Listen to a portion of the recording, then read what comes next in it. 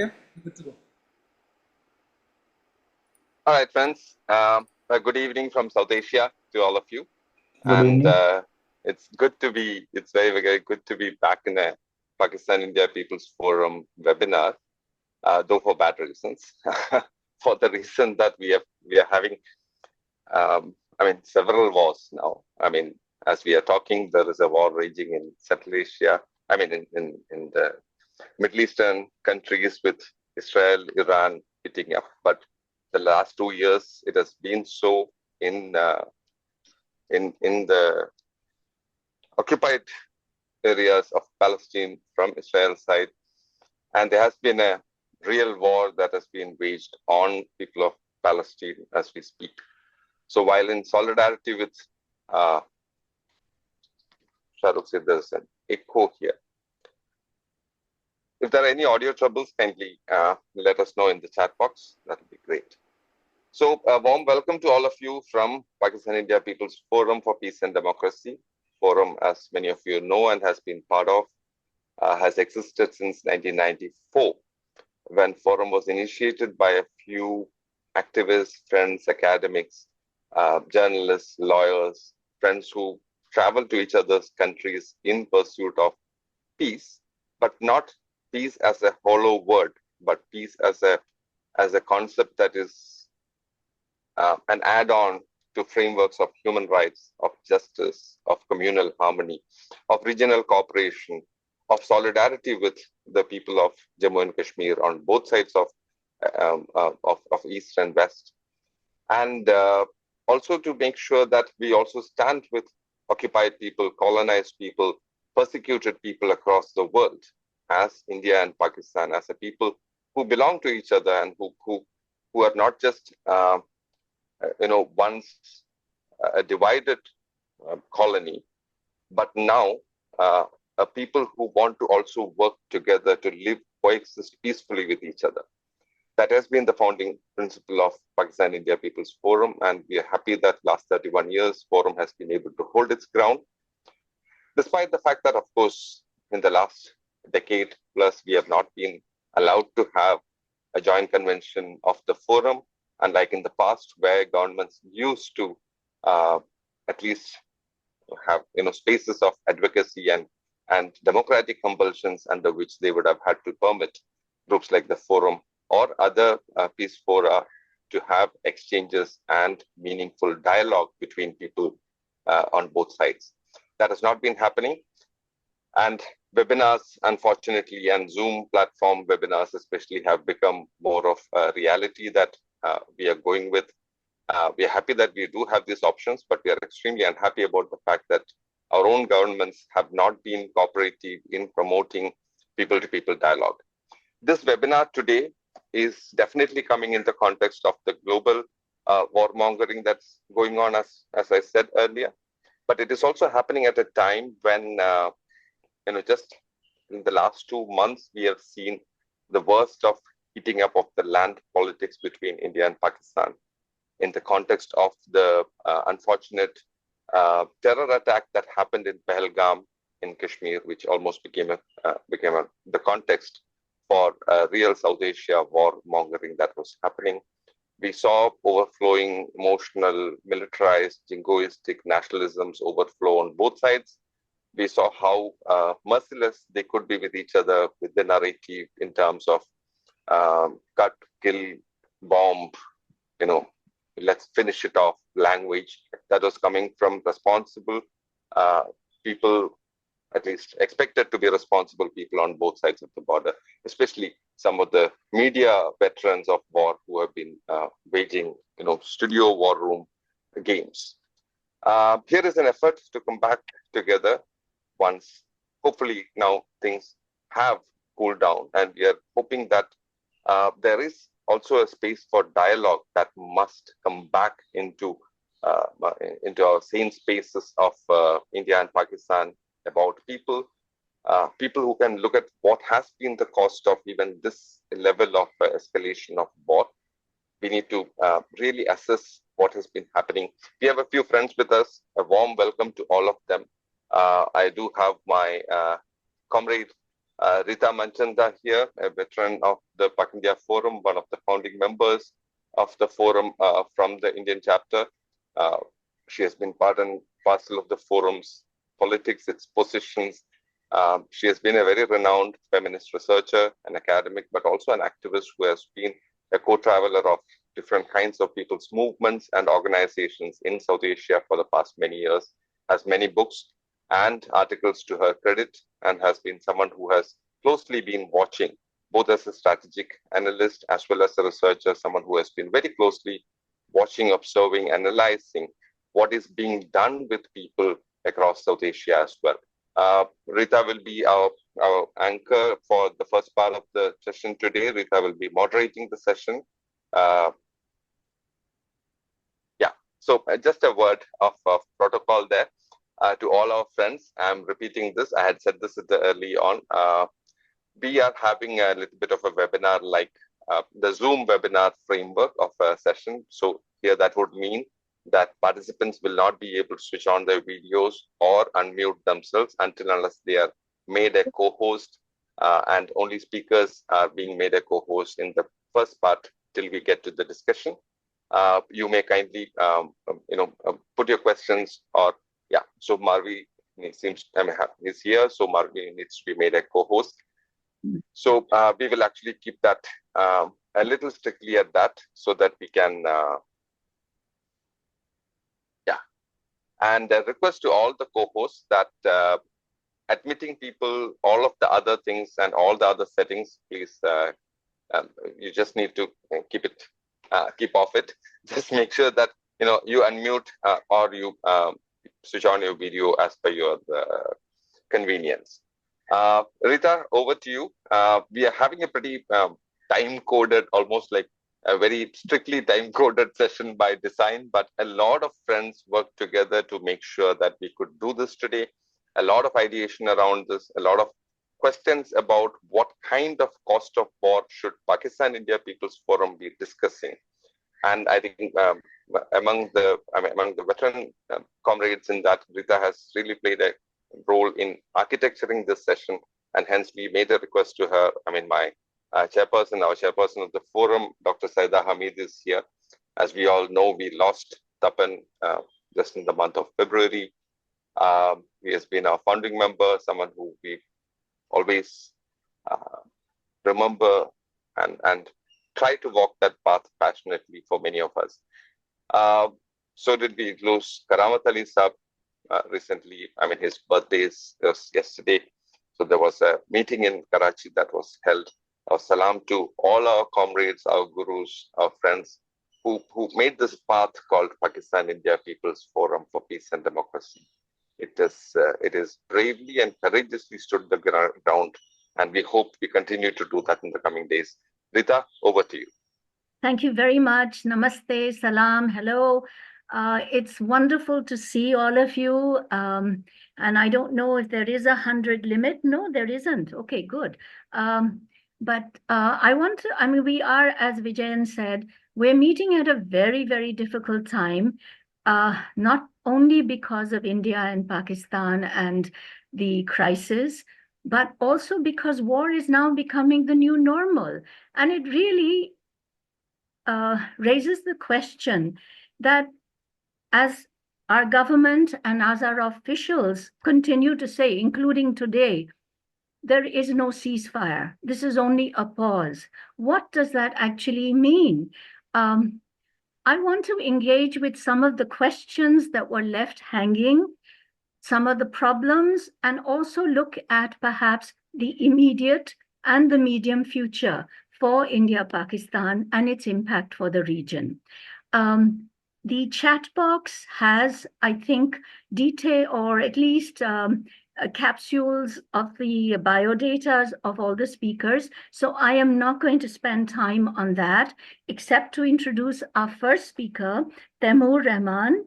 He is a professor at LUMS, a musical educationist, and someone whom I think many of us have been hearing on interviews and podcasts. And what struck me when I heard him was how he was able to balance, not always successfully, but how he was able to at least present the problem of the fact that in India, we do see a presumptive smoking gun. And yet in Pakistan, there is call for evidence. So there is this dialectical tension between responsibility and yet the limits of that responsibility. And what does that mean? Does that mean that there could be another terrorist attack? Does that mean that there will be further military escalation? And frankly, we need to decode what actually led to the ceasefire. Was it the nuclear trigger? Why did, in fact, the US jump in when they said, oh, they have been fighting a long time, let them fight? Why? So these are all questions which also are germane to my final question to you and to everyone, all the speakers and everyone here, frankly, is, do you see a long freeze in India-Pakistan relations, or perhaps even worse? Amur. Thank you very much. मुझे बड़ी खुशी है कि Pakistan India Peoples Forum for Peace and Democracy ने इस seminar का इनेकाद किया है, और मैं माजरत ख्वाह हूँ कि I am going to use little bit of difficult Urdu as well as some English, and I try and mix it up ताकि सबको समझ आती रहे. सबसे पहले तो मैं सबको ये कहना चाहूँगा कि पहलगाम में जो वाक़या हुआ, the incident, the terrorist violence of Pahalgam, हम सब पाकिस्तान में अपना अफसोस का इजहार करना चाहते हैं और ये कहना चाहते हैं कि वो जो दहशतगर्द थे जिन्होंने उन मासूम लोगों का कत्लेआम किया, उन लोगों को पकड़ने की ज़रूरत है, उन लोगों को सज़ा देने की ज़रूरत है. और हम भी ये समझते हैं कि वो न सिर्फ अमन के दुश्मन हैं बल्कि वो इंसानियत के दुश्मन हैं. हमने सिचुएशन को इसी तरह से देखा जिस तरह रीता आपने कहा कि हमें वाकई यकीन नहीं आया कि ये जो ऑपरेशन खसूसी तौर पे किया गया है ये फ़ौज की तरफ से करवाया गया है, या कम से कम हम ये समझते थे कि अगर ये इसके हवाले से ठोस सबूत है इंडिया के पास कि ये फ़ौज ने ही करवाया, तो वो ठोस सबूत पब्लिक रिकॉर्ड पर सामने आ जाए सबसे पहले, इससे पहले कि जंग हो सकता है कि हम इस मामले में गलत साबित हों, मगर हम बहरहाल फिर भी ये चाहते थे कि सबूत पहले पेश हो और एक्शन बाद में हो. हमें ऐसे महसूस हुआ कि एक्शन पहले हो गया और सबूत फिर सोचा के बाद में पेश कर दिया जाएगा. हैविंग सेड दैट, मैं ये भी कहूँगा कि जंग इस मामले का हल हरगिज़ नहीं साबित होगा और साबित नहीं हो रहा, बल्कि उलट सिचुएशन पहले से ख़राब हो जाएगी. इस सेंस में मैं कह रहा हूँ कि हमने देखा इंडिया पाकिस्तान के दरमियान जब भी जंग हुई है तो जो एक्सट्रीम और राइट विंग एलिमेंट्स हैं हमारे सोसाइटी में तो ख़ास तौर पे, वो पहले से ज़्यादा तगड़े हो जाते हैं. और हम नहीं चाहते कि वो तगड़े हों, हम चाहते हैं कि वो कमज़ोर हों, और हम चाहते हैं कि जो अमन वाली लॉबी है वो मज़बूत हो. इसलिए हम बार बार यही कहेंगे पाकिस्तान को भी और इंडिया को भी, की हुकूमतों को, कि जो भी मामलात हैं उनको गुफ्त शनीद से तय किया जाए, नेगोशिएशन से, डायलॉग से तय किया जाए, एविडेंस तमाम आवाम के सामने रखी जाए. और अगर एविडेंस ठोस हुई तो फिर आवाम खुद आज के सोशल मीडिया के दौर में उस एविडेंस को देख के, परख के अपने अपने हुक्मरानों से पूछताछ करेगी और कर सकती है कि ये क्या मामला है. तो बहरहाल हम यही चाहते हैं और यही समझते हैं कि पाकिस्तान और इंडिया के दरमियान अमन रहना चाहिए और जो मसाइल हैं उनका हल हमें डायलॉग के ज़रिए करने की ज़रूरत है. जंग उसका हल नहीं है, बल्कि क्योंकि पाकिस्तान और इंडिया दोनों के पास न्यूक्लियर हथियार हैं तो हम समझते हैं जंग के नतीजे में ऐसी कैफियत बन सकती है, क्योंकि जंग के अपने डायनामिक्स होते हैं. अगर एक तरफ से गोली चलेगी तो दूसरी तरफ से भी गोली चलेगी, दूसरी तरफ से गोली चलेगी तो पहली तरफ से गोली चलेगी. वो खुद एस्केलेट होती है, और जब वो एस्केलेट होती है तो वो बड़ी जल्दी ऐसी सिचुएशन में पहुंच सकती है कि कोई ना कोई फरीक ये समझे कि हमें टैक्टिकल न्यूक्लियर वेपन्स अपने इस्तेमाल कर लेने चाहिए. और वो खित्ते के लिए भी बहुत ही ज़्यादा नुकसानदेह होगा, सबके लिए नुकसानदेह होगा. तो इसलिए मैं समझता हूँ कि जो थ्रेशोल्ड ऑफ एविडेंस है वो ज़्यादा हाई होना चाहिए दो न्यूक्लियर आर्म पावर्स के दरमियान जंग में जाने से पहले. जंग के जो असरात हुए हैं कुछ तो मैं ऑलरेडी बयान कर चुका हूँ, मगर मज़ीद आपके सामने पेश करूँगा कि पाकिस्तान में फ़ौज पहले से बहुत बहुत बहुत ज़्यादा मकबूल हो चुकी है. कुछ तो डेटा ये कह रहा है कि उनकी 90% से ज़्यादा इस वक्त अप्रूवल रेटिंग चल रही है.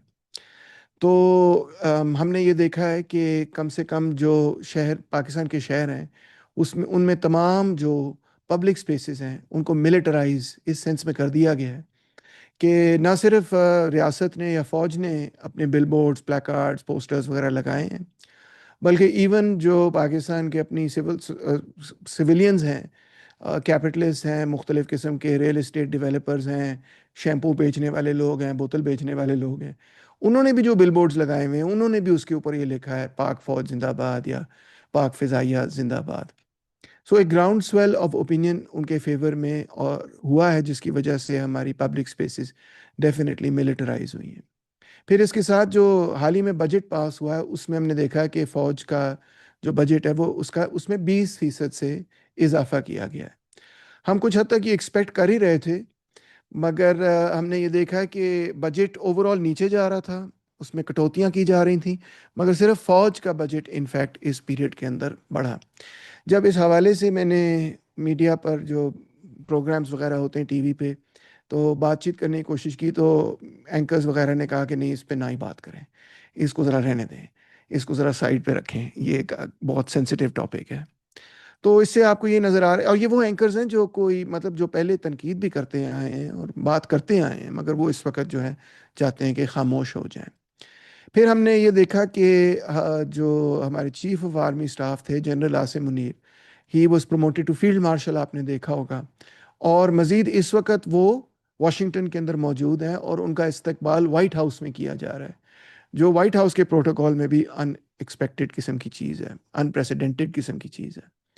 اور اسی سے یہ نظر آ رہا ہے کہ واشنگٹن بھی یہ سوچ رہا ہے، اپنی حکومت بھی یہ سوچ رہی ہے، اور وہ خود بھی فوج یہ سوچ رہی ہے کہ he is a major political player in Pakistan. Not that he wasn't before, مگر کل کو پھر بھی حکومتیں کہتی تھیں کہ ہم پرائم منسٹر سے ملیں گے، پاکستان کی فارن منسٹر سے ملیں گے، ہم ایمبیسڈرز وغیرہ سے ملیں گے، اور فوج کو اس طرح براہ راست وائٹ ہاؤس میں دعوت دینا پروٹوکول ان کے پروٹوکولز میں شامل نہیں ہے. مگر اس وقت ہم یہی دیکھ رہے ہیں، اور اس رزلٹ اسی چیز کا ہے کہ امریکہ بھی یہ سمجھتا ہے کہ ہی از اے مین ان اسلام آباد. اینڈ آپ جانتے ہیں کہ اب اس وقت ایران کے ساتھ سچویشن جو بنی پڑی ہے، اس حوالے سے بھی نو ڈاؤٹ وہ چاہ رہے ہوں گے کہ پاکستان کے ساتھ ڈائلاگ کیا جائے یا فوج کے ساتھ ڈائلاگ کیا جائے، بات چیت کی جائے. ہم نے یہ بھی دیکھا کہ مین سٹریم میڈیا انڈیا اور پاکستان کے اندر بہت بیلیجرنٹ نظر آ رہا تھا. یہ تو خیر کافی حد تک ایکسپیکٹڈ تھا. سوشل میڈیا کے حوالے سے دو چیزیں ان ایکسپیکٹڈ تھیں. ایک یہ کہ بہت ساری فیک نیوز جو سوشل میڈیا پہ جنریٹ ہوتی تھی وہ مین سٹریم میڈیا اٹھا لیتا تھا اور ایز ریئل نیوز اس کو پبلش کر دیتا تھا. ایک تو یہ چیز ہم نے دیکھی جو بڑا ایکو چیمبر کا ایفیکٹ اس سے پیدا ہو رہا تھا. مگر دوسری چیز ہم نے یہ بھی دیکھی کہ بہت سارے لوگوں نے ہیومر استعمال کرنا شروع کیا، ہنسی مذاق اور سیلف ڈیپریکیٹنگ ہیومر استعمال کیا ٹو سے کہ جنگ نہیں ہونی چاہیے. مثال طور پہ انہوں نے یہ کہا کہ اگر آپ نے جنگ کرنی ہے انڈیا اگر آپ نے جنگ کرنی ہے تو پلیز 9 بجے کے سے پہلے کرنا، اس کے بعد لوڈ شیڈنگ ہو جاتی ہے تو اس وجہ سے پھر ہم ٹی وی پہ دیکھ نہیں سکیں گے. اس طرح کی بہت قسم کے ہیومرس قسم کی چیزیں جس میں پاکستانی اپنے آپ کو ہی تنقید کا نشانہ بنا رہے تھے.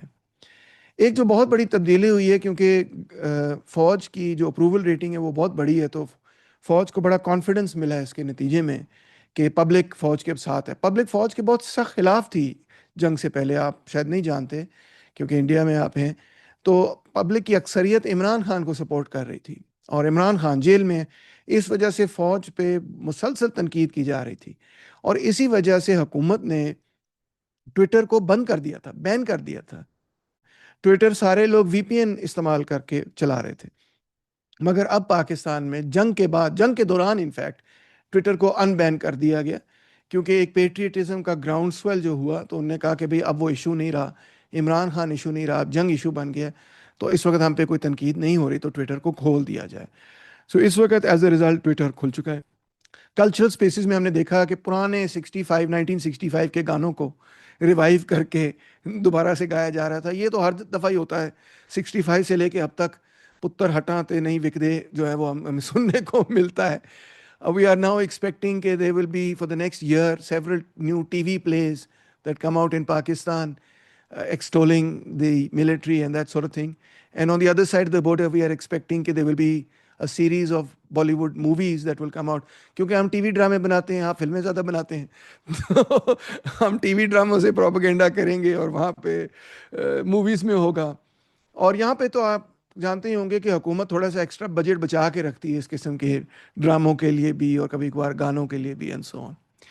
The biggest loser in this entire scenario has actually been on the one hand Imran Khan, because Imran Khan کے ساتھ کافی ٹھیک ٹھاک مومنٹم تھا, مگر اس وقت وہ مومنٹم جو ہے تھوڑا سا ہل چکا ہے, کیونکہ میں نے جیسے کہا کہ فوج بہت گراؤنڈ سویل آف اوپینین فوج کے حق میں ڈیولپ ہوا ہے, تو اس کی وجہ سے عمران خان کا ایشو جو ہے وہ تھوڑا لگتا ہے جیسے بیک سیٹ پہ چلا گیا. شاید وہ دوبارہ اٹھے, مگر فی الحال تو you know in the court of public opinion, you know, that has gone into second position. اور دوسرے لیول پہ جو سندھی بلوچ اور پشتون نیشنلسٹ ہیں وہ بھی اس معاملے میں تھوڑے سے بیک فٹ پہ مجھے محسوس ہوا, فیل کر رہے تھے یا ہو گئے. وہ جنگ سے تھوڑی دیر پہلے ہی انفیکٹ 6 کنالز جو پنجاب میں بنائی جا رہی تھی اس پہ سندھ میں ایک بہت بڑی تحریک چل رہی تھی. اتنی بڑی تحریک کہ لوگ کہہ رہے تھے 1983 کے بعد MRD کے بعد سندھ میں اتنی بڑی تحریک نہیں دیکھی گئی. تو اور بلوچستان اور PTM وغیرہ کے حوالے سے تو لوگ پہلے ہی جانتے ہیں, مجھے بتانے کی ضرورت نہیں ہے. خیر وہ 6 کنال والا معاملہ تو حل ہو گیا, مگر دوسری سائڈ پہ یہ امپریشن بھی پیدا ہوا کہ جو پشتون نیشنلسٹ ہیں اور جو بلوچ نیشنلسٹ ہیں وہ تو بہرحال پرو انڈیا ہیں. تو یہ جو ہے نا سوشل میڈیا پہ کافی ان لوگوں میں بھی بات سننے کو ملی جو کہ ادروائز پشتون نیشنلسٹ اور بلوچ نیشنلسٹ کو سپورٹ کرتے ہیں. تو یہ ہم نے تبدیلیاں دیکھی ہیں ریسنٹلی, اور ہم سمجھتے ہیں کہ ہم یہی سمجھتے ہیں بار بار کہ کسی بھی صورت پاکستان اور انڈیا کے درمیان جنگ نہیں ہونی چاہیے. جو بھی معاملات ہیں, چاہے پاکستان کے اندر بلوچستان میں کوئی معاملہ ہو یا کوئی ایسی دہشت گردی ہو, تو پاکستان کو چاہیے کہ وہ اپنی ایویڈنس انڈیا کے سامنے رکھے اور کہے کہ یہ چیزیں ہمارے سامنے آئی ہیں. چاہے کوئی آپ اسپائی پکڑیں یا آپ کچھ اور پکڑیں یا جو بھی ہو, اس کو آپ ایویڈنس لے کر جائیں یونائٹڈ نیشنز کے سامنے پریزنٹ کریں. اور انڈیا میں بھی ہم انڈیا کے لوگوں سے بھی ہم یہی, اور سیاستدانوں سے ہم یہی ایکسپیکٹ کرتے ہیں کہ ہم یہ نہیں کہتے کہ دونوں نے ایک دوسرے کے خلاف پراکسی وارز یا پراکسی اس طرح کی چیزیں نہیں کی, وہ تو کی ہیں, وہ تو ہمیں پتہ ہے, مگر ہم یہ کہتے ہیں کہ اس کو ٹھیک جو فورم ہے اس کو ایڈریس کرنے کا وہ یونائٹڈ نیشنز ہے.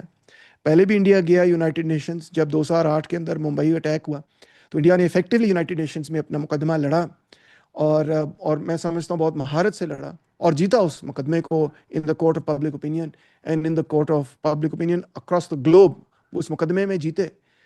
تو میرا خیال ہے جنگ اس چیز کا حل نہیں, چاہے اس طرف کوئی واقعہ ہو یا اس طرف کوئی واقعہ ہو. اس کا جو صحیح فورم ہے وہ یہی ہے کہ آپ اپنی اپنی ایویڈنس یونائٹڈ نیشنز میں پریزنٹ کریں اور بارڈر کے اوپر جنگ جو ہے اس کو اوائڈ کریں اور ڈی ایسکلیٹ کریں. Thank you. Thank you very much. Sorry to be so abrupt. 7 minutes ہیں سب کے پاس. Let's try and respect it. Thank you again. I'm going to ask Radha. Radha, I think you are unmuted as well as your video is on. Radha Kumar. Yes, sorry, I had muted and I had turned it off just, to get clarity. Fine. Let me just one line introduction. Radha Kumar is a conflict peace studies practitioner as well as academic. She is a well-known columnist, and she's also known as the one of the government-appointed civil society interlocutors in the Kashmir problem by the previous government. Radha, I wanted to just ask you, you are someone who has a long view. You've been also looking at 2008, 2016, 2019, and now 2025. And you have, I think, on another occasion, remarked on the difference in terms of the attitude of the multi-stakeholders, not necessarily the governments. And I think Taimur has pointed out how different the Indian reaction in 2008 was. But you have specifically actually focused on other stakeholders, civil society, media.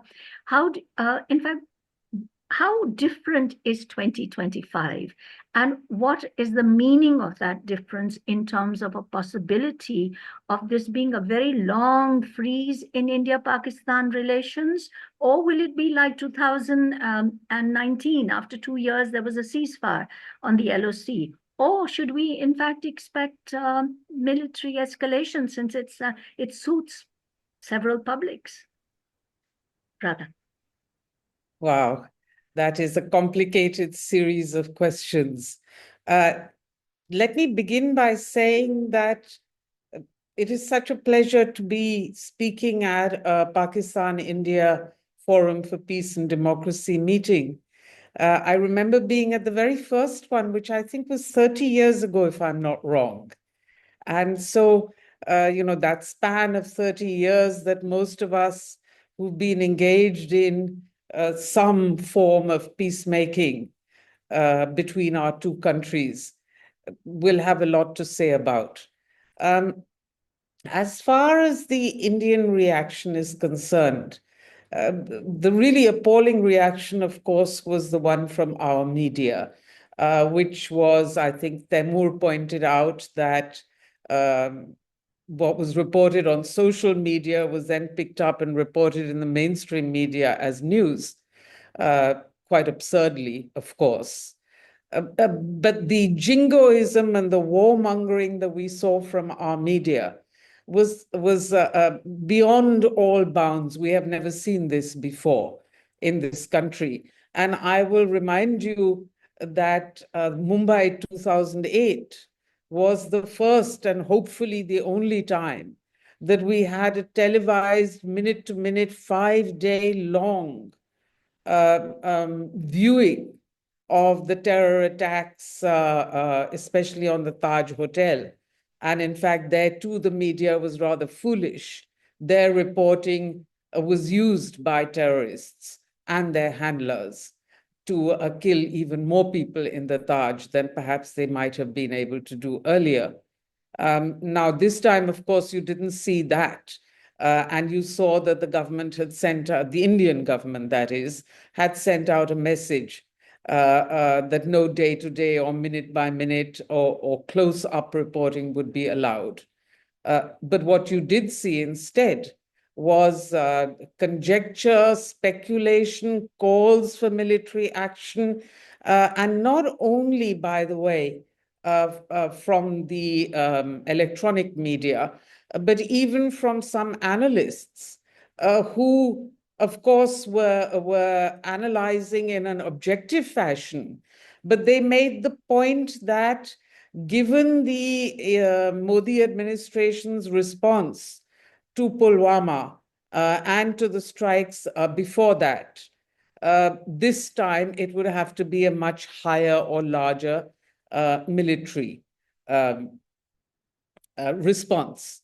Now, watching all of this, I do remember thinking to myself, as an academic and as an analyst, would I have said those things on public television? Would I have said that looking at the logic of the situation, we should expect a much more intense military response from India? And I say that because this is a dilemma, I imagine, that many people face between what they might consider to be objective analysis and the real-time impact of that analysis, because the real-time impact was again to feed into the narrative that there has to be an escalated military response.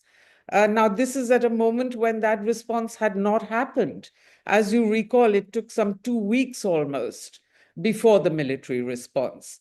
One question that I had at that point, and that I continue to have, is, was the Modi administration actually somewhat reluctant to engage in a large-scale military response? Was that why it took so long?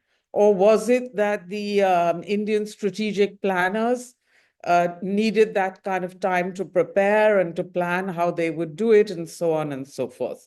As I say, I won't have an answer. I don't have an answer to that, and I don't know whether I will ever get an answer to that question. But it is a very important question, because if it is the case that the Modi administration, which, as Taimur Sahab pointed out earlier, has been gung-ho for a very long time against Pakistan. In fact, using Pakistan as an attack word that became a trophy for Indian Muslims, to our horror and deep distress. In election after election for more than 10 years now, we have seen that happening. Now, so if they were hesitant, why were they hesitant? That would be a question I would like to know. If they were hesitant because they felt there would be no gains from such a response, were they thinking perhaps of a more civil response along the lines of the Manmohan administration? They certainly began by trying to use two different things. One, the civil snap diplomatic ties and so on. The other, the water issue, which is highly debatable whether water should ever be used as a point of conflict escalation or not. I think that probably everyone here would agree that no, that should not happen. The issue about the Indus Waters Treaty and whether it needs reform or not is, of course, a separate issue. I was quite intrigued to find that the Pakistani administration at some point after Pahalgam said that they were finally willing to come to the table to discuss the treaty. But it appears that the Modi administration has not yet taken up that offer. Whether they will or not, I don't know, but it would be wise, in my opinion, to do so. I would also, of course, add that possibility of sitting across the table on such issues as the Indus Waters Treaty is a small glimmer of hope, Rita. One might hope that could open a way for wider peacemaking.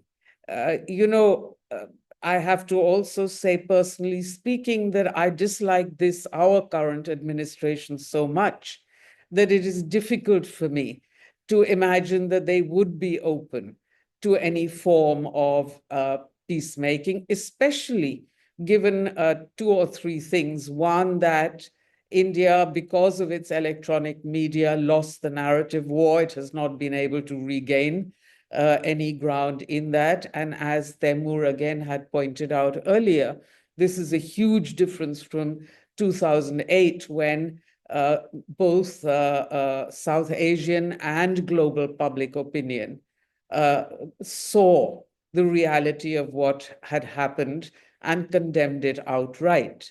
In this case, that has not happened at all. However, I would say something that we have not seen for a very long time, which is that we saw the people of Jammu and Kashmir come out almost universally to condemn this attack and to say that what the resistance front was claiming was not in their name. And that is something, again, to hold on to as a huge opening for us to support. You have speakers from Kashmir, so I won't go into that more than that. Overall, if we look at the geopolitical situation, then we see that for President Trump or for the US, Pakistan and General Munir are extremely important players in the Israel-Iran context.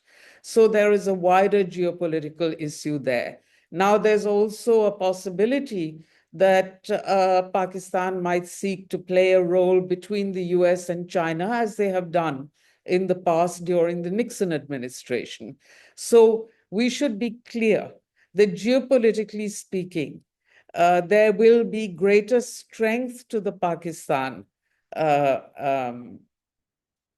initiatives, if you like, diplomatically, and more than that, in terms of greater military cooperation from countries like the US, a revived relationship, if you like, between the Pentagon and the Pakistani Rawalpindi, one might say. We can expect that. How will India respond to all of this? We know that there is a tendency to be very petty. However, let me say that there is not that much that is in the hands of either the Modi administration or any Indian government when it comes to this wider geopolitical situation. I would therefore guess that the Indian effort will be to focus more on issues of trade and economy than on issues of India-Pakistan. Pakistan will wish to bring India to the table. They will seek to use whatever leverage they might have internationally to do it. Whether India will respond, it seems unlikely, given the recent press statement of today, where Prime Minister Modi is alleged to have told President Trump that no international mediation is welcome. Though if we recall, Vajpayee in 2001 and 2 had said that international facilitation was acceptable, a little sophism or splitting of hairs when it comes to support or engagement. And let me say that when it came to questions like the Mumbai attacks, in fact, the international involvement proved to be very helpful indeed. I would say for all those of us who abhor violence and especially terrorist violence, that was perhaps a textbook case of how our two countries can proceed in this relation. And Rita, as you mentioned, civil society in Pakistan in particular played an absolutely stellar role in helping to amass the evidence on Mumbai. And that would be one of the points I would like to make to Tehmoor Saab, that when we speak about evidence, it is never in these types of cross-border terrorist attacks, it is never a case of India alone being able to produce the evidence. Mumbai was stellar. Why? Because the Pakistani media and civil society helped to produce the evidence, and there was a conducive international atmosphere as well as ongoing peace talks, with breaks in between, obviously, in which civil society felt able to play the role that it did. Radha, I'm sorry, you'll have to close now. Well, so that is lacking today. To wrap up very quickly, I would say that it would be very helpful indeed for us to have an investigation on the resistance front itself. Now, how that is to be done is left to us to discuss, I would say, given the current situation in which nothing is conducive. We have to think, is there a way that we can start talking about that? Any evidence gathering has to be on both sides of the line of control. We will never be able on one side alone to produce that evidence. That is one strand. The other strand, obviously, is the question of talks and discussions and possibly joint actions, at least between civil society groups. And this is an initiative already that the forum has taken. And it seems to me that we can talk much more about it. I would say that perhaps consider a subgroup in which we get water experts and people who are former negotiators of the India, under the Indian Indus Waters Treaty, commissioners, for example, retired commissioners and so on, to come together and talk about how that issue can be tackled peacefully through dialogue. Further, let me just say one big thing. My deepest regret of what the impact of Pahalgam has been not only that it has destroyed the economy of Jammu and Kashmir for this tourist season, but that it has put statehood on a back burner. We had really high hopes that we would be able, if only by going back to court, we had hopes that we would be able to get statehood, the process of a return of full statehood going this year itself. That is not possible anymore. the courts will not support us. Radha, you will have to close because... I close here. Okay. Thank you so much. And I'm sure that many of the suggestions you've made will be taken on board. In fact, they're already part of the discussion. I just want to check now, do we have our 3 nuclear physicists on board at the moment? And are they already unmuted and on video? And that is Nair Saab, Parvez Hoodboy, we do, as well as... Yes, We do. yes, yes, I Rita. am on board, yes. Yep. I'm Okay, here. so since you Yeah, have okay. already alerted me that you have to leave reasonably soon, meaning in another 5-10 minutes, this is a slight departure from, in fact, our scheduled program, partly because, as I mentioned right at the beginning, looking at what is happening geopolitically and how degraded the situation is becoming, how normal war is becoming, and how normal nuclear war is becoming. I mean, I was having a casual conversation with one of our to-be speakers, and he quite rightly said, had Ukraine kept its nuclear weapons, would it have been attacked? Iran, had it had a nuclear weapon, would it have been attacked? And India and Pakistan, what actually triggered the US to jump in and to broker what it did? Was it the nuclear trigger? So to discuss some of these issues, we have with us Parvez Hoodboy first, then I will ask Atul Gurtu from Mumbai and Nair Saab from Islamabad. Okay, sorry, there is a little time. I know you have to walk off. Yeah, so do I go first? Mm-hmm. All right, wonderful. I think that what Taimur and Radha said was very succinct, very much to the point, and there's little to add on over there. In terms of nuclear, well, we've now learned how to play on the nuclear brink.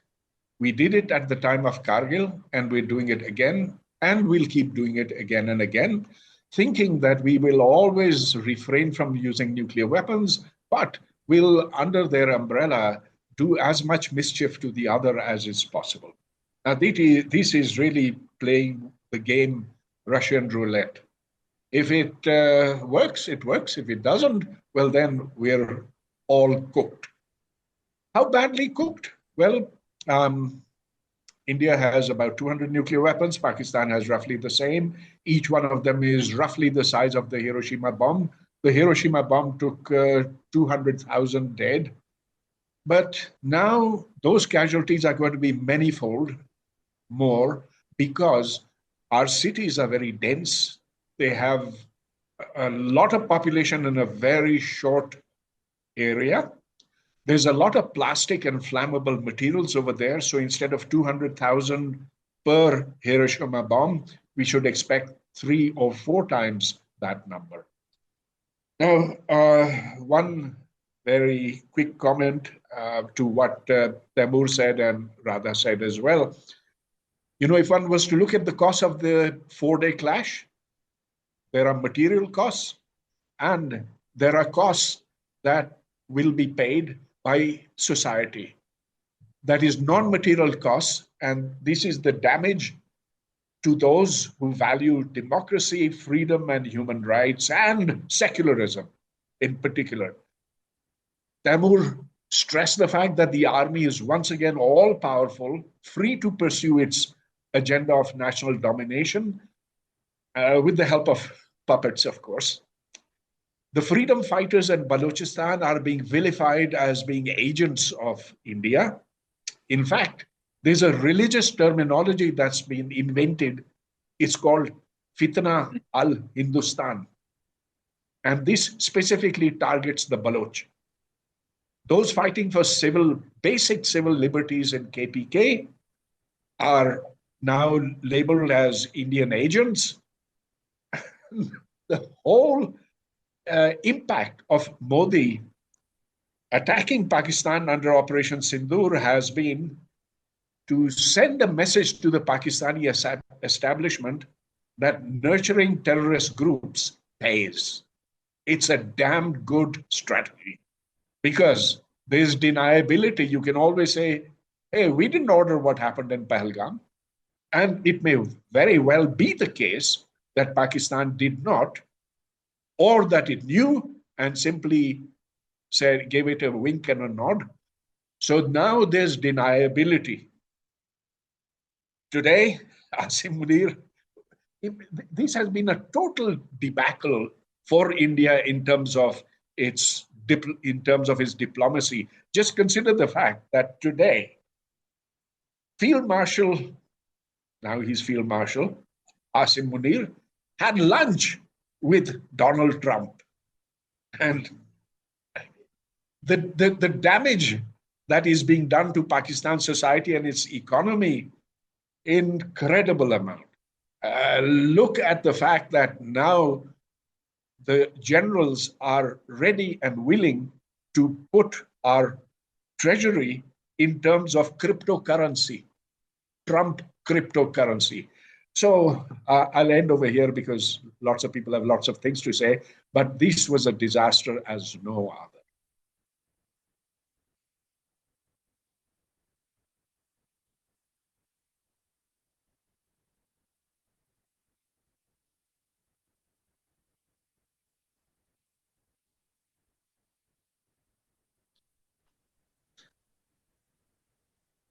Where's Rita? Raise is finished. Yeah. Yeah, you go. Yeah. Great. Sorry. Atul, sorry, Yep. just a line to introduce you. You are a nuclear physicist. You're actually a particle physicist. And in fact, you're the one who's helped unravel for us, at least, the God particle, as well as the whole issue of, and you worked with CERN in the Collider project, or at least that's what I'm calling it.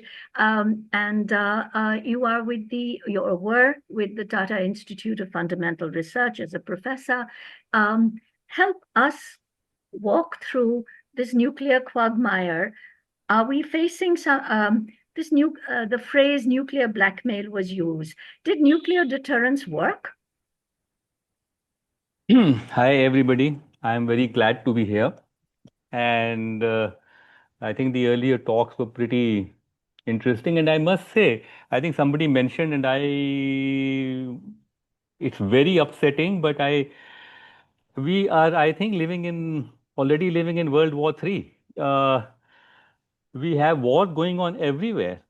I mean, European continent, you have the Middle East flaring up. I mean, Gaza was bad enough, and now you have Israel bombing Iran, and you don't know where it's going to go. Is Trump going to join in? And of course, Trump has declared war on the whole world. I mean, including his own population. But anyway, I think I'm going to stick to. So there was this, specific question about nuclear blackmail.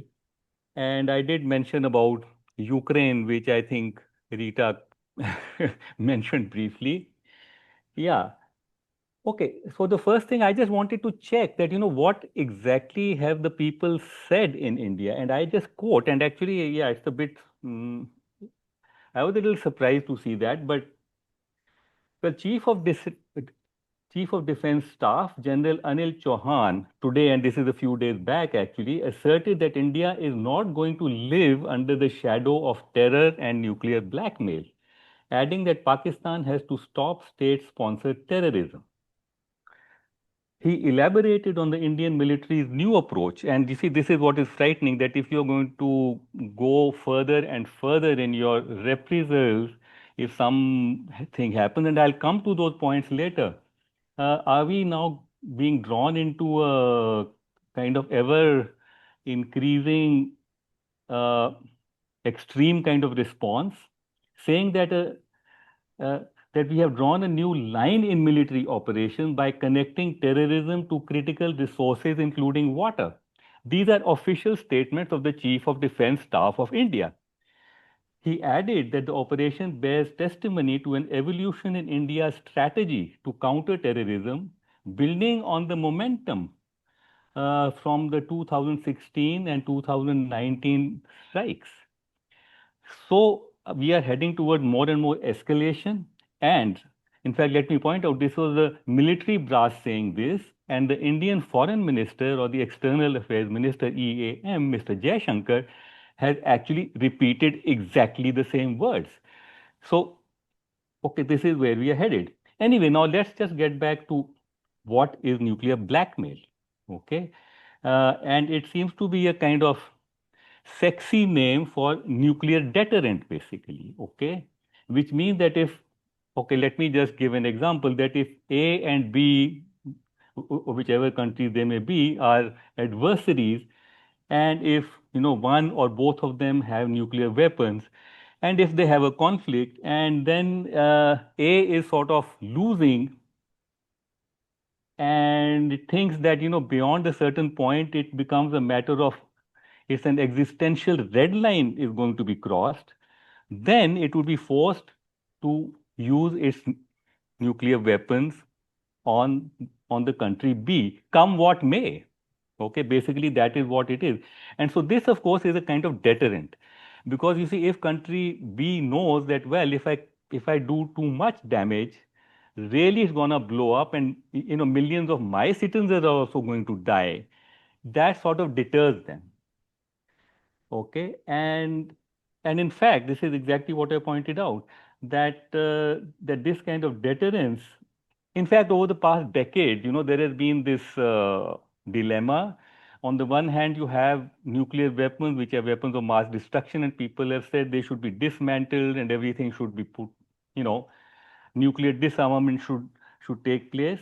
On the other hand, people have said, well, this, if it works, that deterrent is very useful, because and as I gave that example of Ukraine, but even more, okay, let me say, in the old days, you will remember there used to be this mutually assured destruction doctrine from the 1960s to the 1990s, or basically till USSR broke up, and that was that even if one, okay, whether the USA or the USSR attacked the other person comprehensively, even then the other party had sufficient fire power and backup that they could still destroy the other one, which had first initiated it.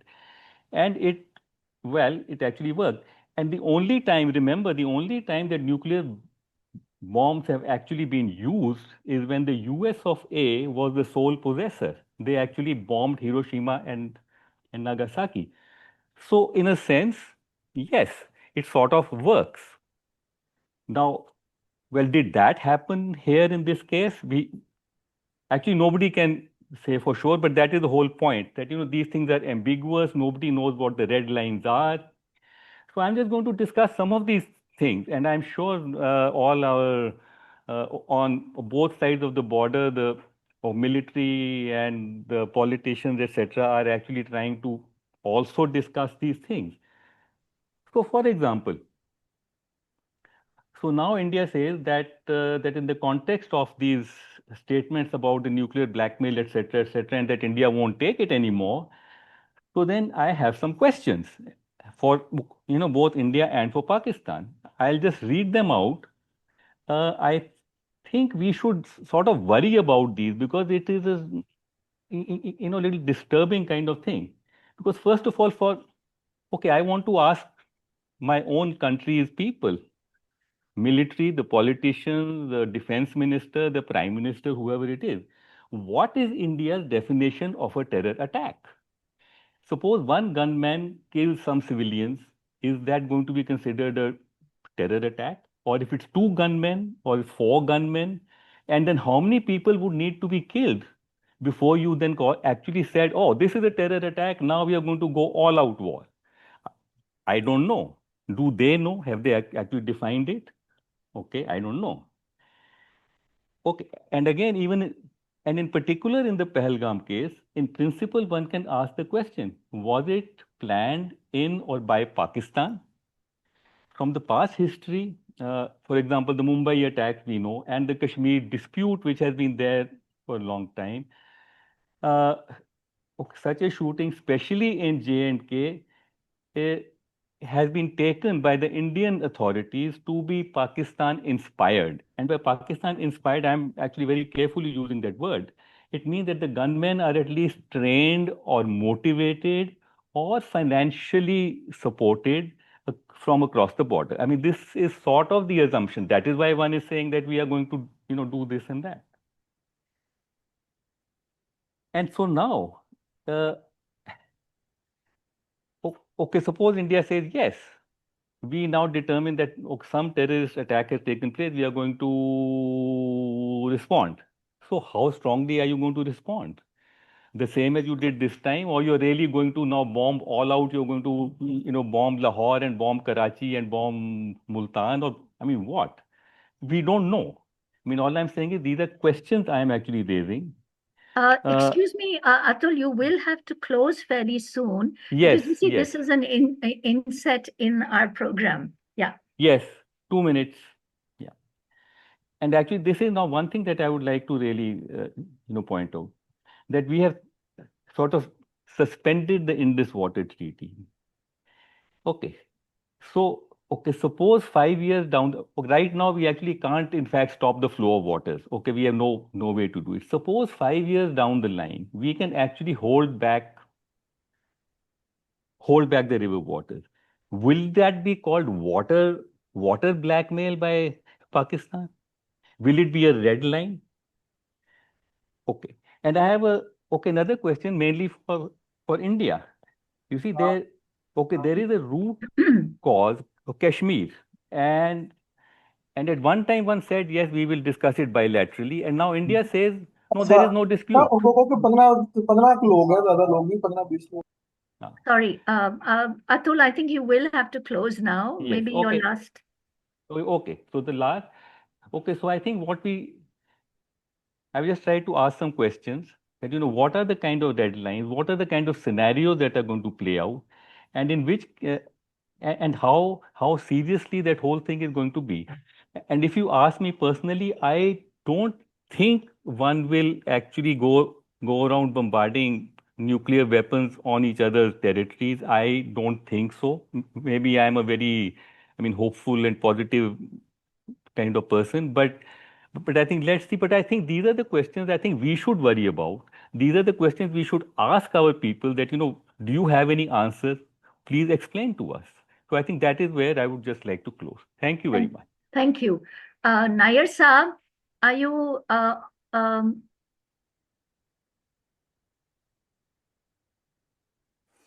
Yes, I'm here. Who is going to? I can't put. Yeah, okay. Now my picture is also up. just okay, briefly? very quickly. No, I'm very pleased that Professor Gurutu has very nicely explained most of the things that I wanted to say, and what the situation of politics versus military is in Pakistan has been very nicely explained by Parvez, so I don't need to repeat that. I'll just try and just expand on what Professor Gurutu said. Just a little bit over here in terms of how I have been, what I have been pursuing in Pakistan's formation of its nuclear doctrine, as they say. Essentially, Pakistan's nuclear weapons are in response to India's acquisition of nuclear weapons. This is historical fact, no problem at all about it. And Pakistan feared that it was difficult to confront Indian military already. Now there is nuclear weapon as well, therefore they will have to also go nuclear, and then they went all the way and acquired it by one means or the other. They also have nuclear weapons.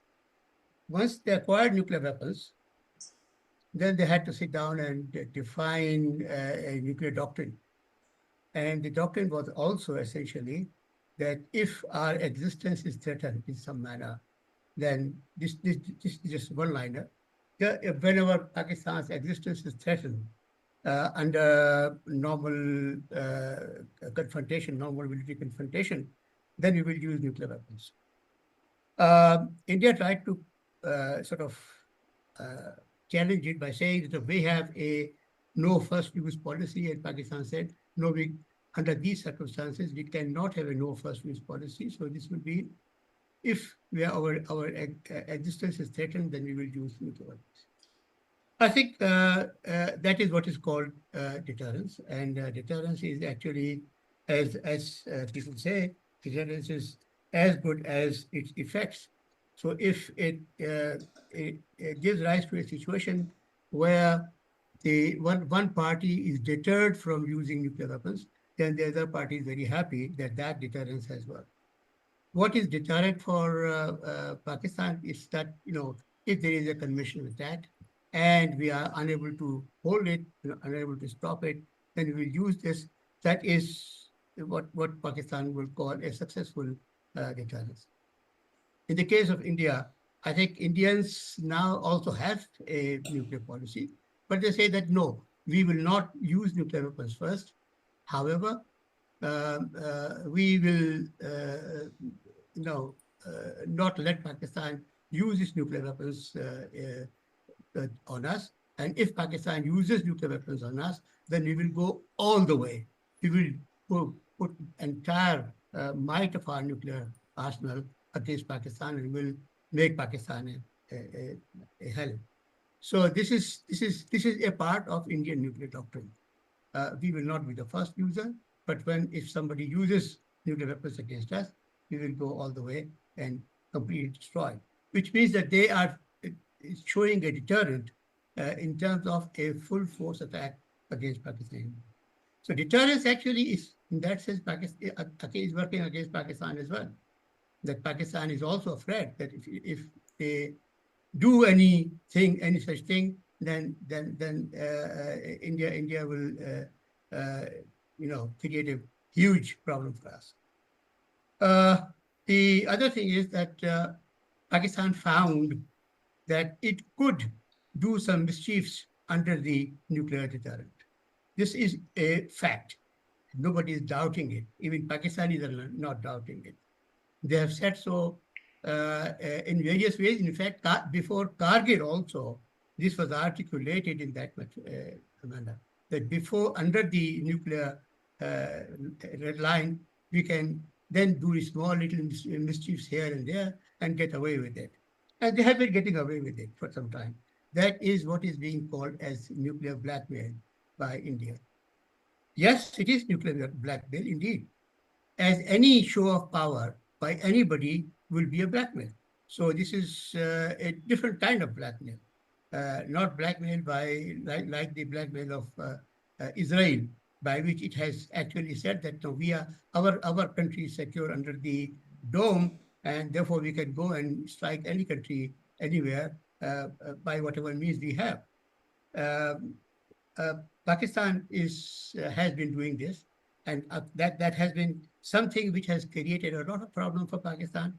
India has been handling it, I think, quite wisely by going to the international community and trying to show them that Pakistan is not doing what Pakistan is doing is not right. And therefore, Pakistan had to work very hard to get out of the restrictions put by FATF. FATF has been used by India very successfully, and Pakistan therefore has to answer every bit of a terror activity that Pakistan sponsors.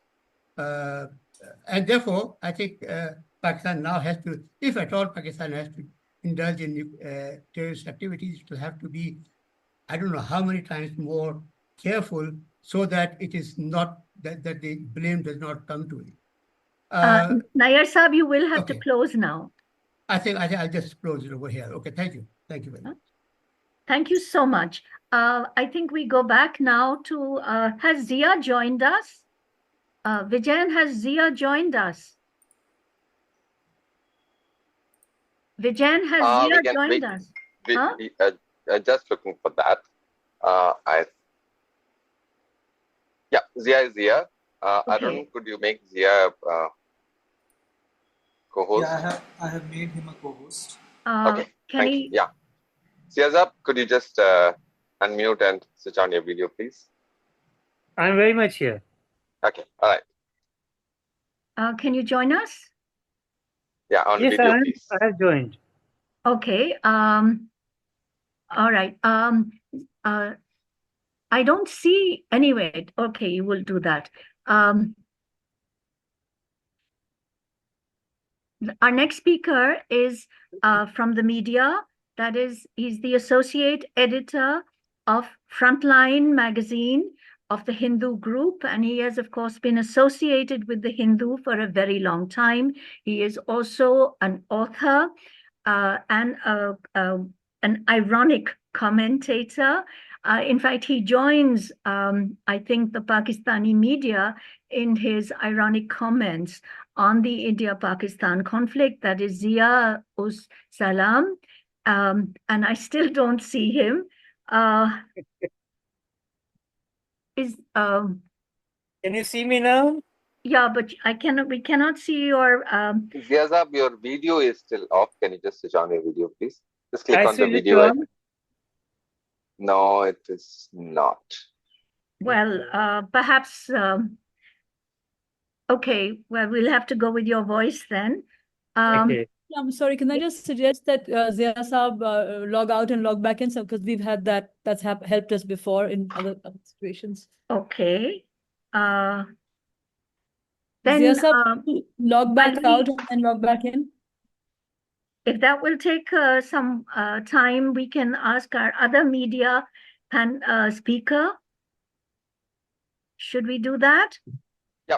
So I suggested Ziazab, if you can just, yeah, please just. I log out and log in as somebody suggested. Yeah. Please do that, and so that then we can try your video Marvi, again. Marvi, are you here? Marvi? Yes, I can Marvi see is you. very much here. Yeah. Yeah. Hello. Yes, I'm here. Yeah. Okay. Can you hear me? Because yes. I'm using my. Okay. Okay. Thank you very much, Rita ji. Right. Just let me well, sure. a one-line introduction. Absolutely. You are at the moment in Virginia in the USA, but otherwise you are based in Lahore, I think, and you are a Pakistani journalist. I have heard many of your podcasts, and you're also an author, human rights activist. Welcome. And the question I have for you is, we've heard Taimur say that the media was controlled, the kind of media what kind of media broadcast was there? We've heard from Radha that she found them jingoistic, quite different from, in fact, the earlier coverage in 2008. We've heard about self-deprecating comments to enable some kind of criticism. What was the role played by the media? Was it, in fact, as jingoistic as ours? Was there any, and given that, is there any possibility of a peace constituency being rebuilt if it has gone underground? Because the media has been so much an ally of that peace constituency. So is there any, or are we going to, as has been described, with defense budgets increasing, with the military in great favor again, are we going to in fact see a very long freeze in India-Pakistan relations? Yeah, thank you. I was taking notes of your questions. Quite an agenda, and I will try to wrap up in 7 minutes. You'll pardon me if I am not able to do that, but I will try my best. So thank you very much. It's been an honor to be here and speak with all of you. It's once again a little fangirl moment because I see so many people on this panel and part of as participants who I have admired for a long time. Including you, Rita ji. Begum Said Hamid is there, and Radha is there. So I've just lost count. Beena, of course, is there, but since she's a friend, so ghar ki murgi dal barabar. But all of you have been a hero to us for a long time. So coming to the conflict, so first of all, there's been a difference in perception in both the countries that was very stark this time. It was almost shocking to see there's a consensus, there seems to be a consensus in India that the terrorist attacks were indeed orchestrated by Pakistan, not just like in Mumbai attacks, not just that the terrorist might have come from the Pakistani side, but Pakistani government was part and parcel of, planning and executing those attacks. On Pakistani side, there was unlike as earlier was mentioned by probably Timur or Radha, I don't remember, but someone mentioned that in 2008 there was actually that the terrorists were indeed Pakistanis, came first from Pakistani media. And those journalists had to face a lot of consequences after that. But that came from Pakistani media. And that kind of realization that this might have been, a doing of a Pakistani citizen, if not orchestrated by Pakistani government, that was missing in Pakistan. Unlike the consensus in India on Indian side, there was very little.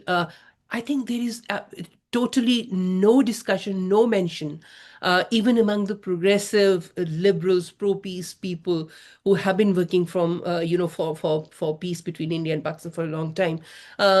Even I did not hear them refer to the presence of the militant organizations, anti-India, Kashmir, so-called resistance militant organizations in Pakistan. There was absolutely no mention in Pakistan media of that. No one mentioned. I also, we are very, I'm just trying to rapidly cover all the points. So please pardon me if I'm too fast, but I just want to say everything that is in my mind. Although thanks to the earlier speakers, I am omitting so many things that have been covered already.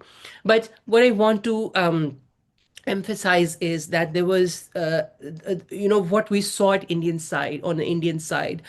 There were voices in Indian media and Indian civil society who were actually questioning the Indian government's narrative. They were, and we have Anuradha Bhasin, I know, who has been, writing during the conflict, after the conflict,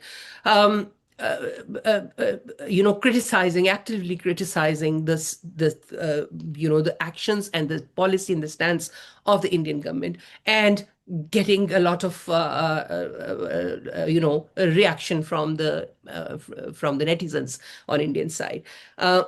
And there were independent fact-checking platforms on the Indian side, which were, very useful which became handy in countering the disinformation and misinformation barrage that was there in those days. But on Pakistani side, that was missing. Unfortunately, I did not see any voice in Pakistani mainstream media. There were voices like us on the social media, but most of us who were raising voice and asking questions, we are not based in Pakistan. I'm based in Washington D.C., the D.C. area, working from here for last like 4-5 years now.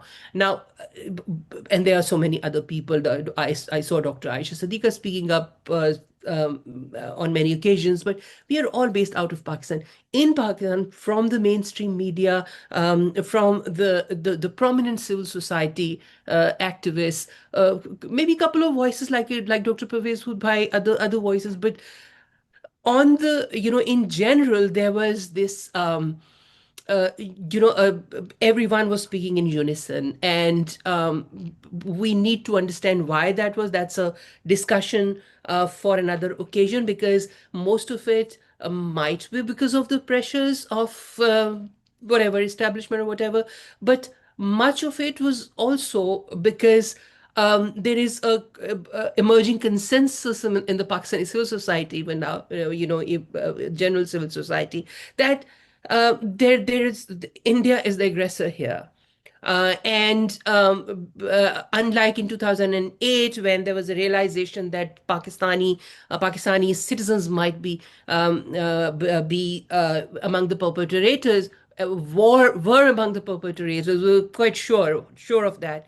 Unlike that, now the thinking has shifted. Now it's shocking for most of Pakistani people to even believe that a Pakistani citizen would be able to cross through all those fenced borders and LOC and everything, and go so much deep, 200-kilometer deep inside on the other side of the LOC, and perpetrate execute this kind of a sophisticated attack and then come back unscathed. Indian government has not been able to catch even one. So Pakistanis are quite convinced that it was not Pakistani doing. It was, if it was not, doing of Indians, Indian government might be, was probably looking the other way when this all was happening. There's so many things are being cited to support this claim. Now, there's another thing that the absence of smoking gun. Yes, there's complete absence of smoking gun, but I'm also not. I don't want to be among those who are screaming, "Oh, there's no evidence. There's no evidence," because I'm agreeing to Professor Radha that the evidence does not emerge like this. Both the civil societies and both the governments have to work together on that. And what happened when the evidence emerged, when evidence was provided in 2008? On Indian side, there is a greater realization that nothing happened. On Pakistani side, we see Hafiz Saeed in jail. We see people apprehended. They're still in jail from LET, from these groups, from the fronts of these groups, and also the resistance force that is being cited as the perpetrator. I must tell you that the resistance force on the Pakistani side of Kashmir is not considered a militant organization at all, because they are more on a political side, and they have been critical of the Islamabad's influence on Pakistani administered Kashmir, aka Azad Jammu Kashmir. So they are not at all considered to be a militant or terrorist organization. And similarly, in the Murid ke funeral prayers, Indian media cited there was a lot of citation of that picture in which Pakistani military brass was there, Pakistani political leadership was there, and they claimed that there was this UN designated terrorist. The fact of the matter is, there was also a discussion how this was a mistaken identity, and this person was not what Indian media claimed him to be. Secondly, even if it was the same person, so in 2017, from 2017 onwards in Pakistan, there was this campaign of probably responding to FATF or the international pressure or whatever, that the mainstreaming of these former militants, so everyone who laid arms and who accepted Pakistani constitution, was allowed to carry on with the normal life, proselytizing, doing teaching in madrasas, being Maulvis in masjids, etc. So this was going on. I personally am one of those who were strong critics of this trend. We did not think that this was a smart strategy. We thought that by doing this, you are actually normalizing radicalization. And this is happening to Pakistan. It's not happening to India or any other country. It's happening to Pakistan. You are making your own population sick by infested with the extremist ideology. But that's another discussion. So you also have to keep in mind that this kind of mainstreaming project has brought so many former, so to speak, terrorists or militants to the mainstream and in the normal life. So this might be that, and also that these, these people who are considered militants and terrorists in India, because they are not perpetrators of any acts of militancy or terrorism on Pakistani soil in Pakistan, the only time they are being seen, they are seen by Pakistani people are the times when they are indulging in charity and philanthropy. So they have they have been allowed to create this image for decades now, and that is why it's difficult for larger Pakistani people, citizenry, to brand them as terrorists, while it's completely understandable why Indians would think so. So I'm just trying to, Marvi, I'll have make. to warn you 1 minute, please, and you will have to. Oh, okay. Then I will just, I will just move on to what I think we should go from, where we should go from here. I think there's on Pakistani side, there is a need for independent media platforms for fact checking and putting across the independent perspectives. There's a serious lack of, we are seriously lacking here. We have been, I must tell you that we have been very proud to be, having strong dissenters in Pakistani media and civil society. And now seeing this happening is very painful. So we should work towards that. This mentality of us versus them needs to be challenged and dismantled. And on both sides, we have to reject the environment of this victory dance and this, muscle flexing. It's a lot of testosterone that is disturbing me on both sides.